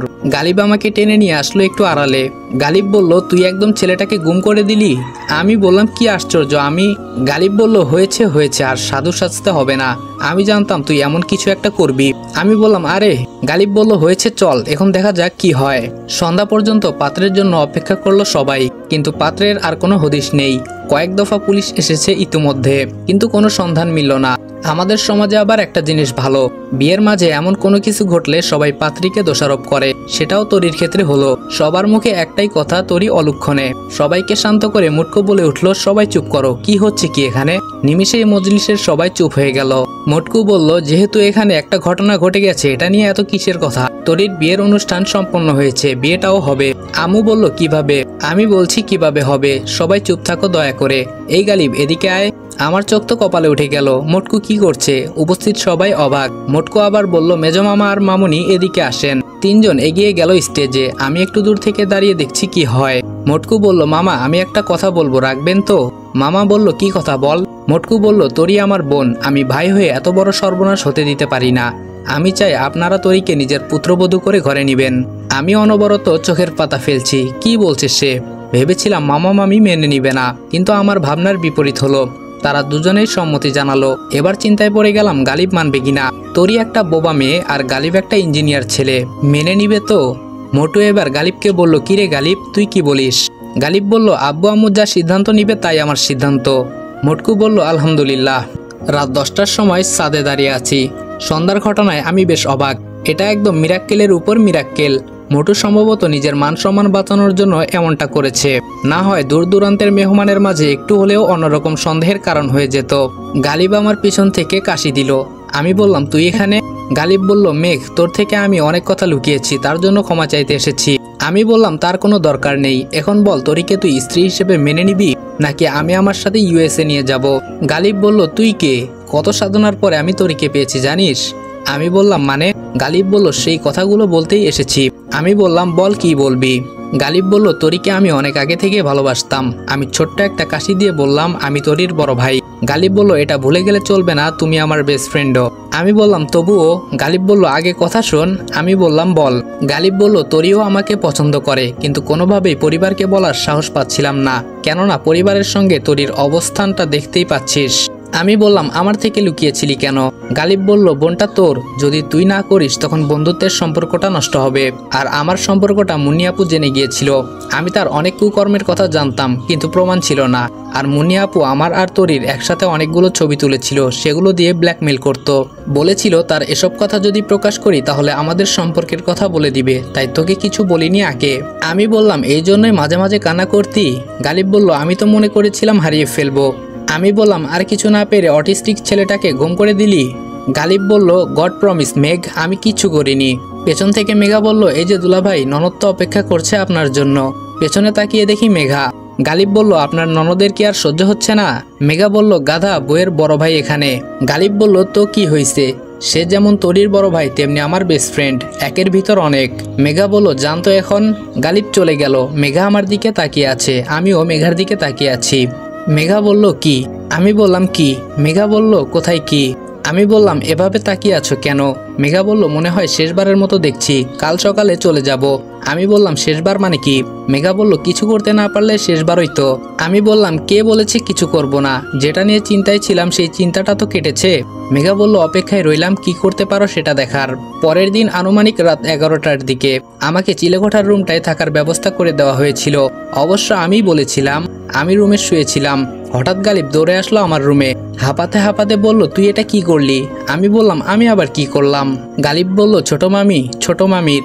আমি বললাম কি ছোট মামির? গালিব বলল ডান হাতটা একেবারেই কেটে দিলি। আমি বললাম হোয়াট? গালিব বলল কিভাবে পারলি এটা? আমি বললাম বলছিস কি এসব? গালিব বলল আমি কিছুই ভাবতে পারছি না। আমি বললাম গালিব বিশ্বাস কর আমি কিছুই করিনি, আমার মৃত বাবার কসম। গালিব বলল তাহলে কে করলো? আমি বললাম মামি এখন কোথায়? গালিব বলল জেলা হসপিটালে নিয়ে যাওয়া হচ্ছে।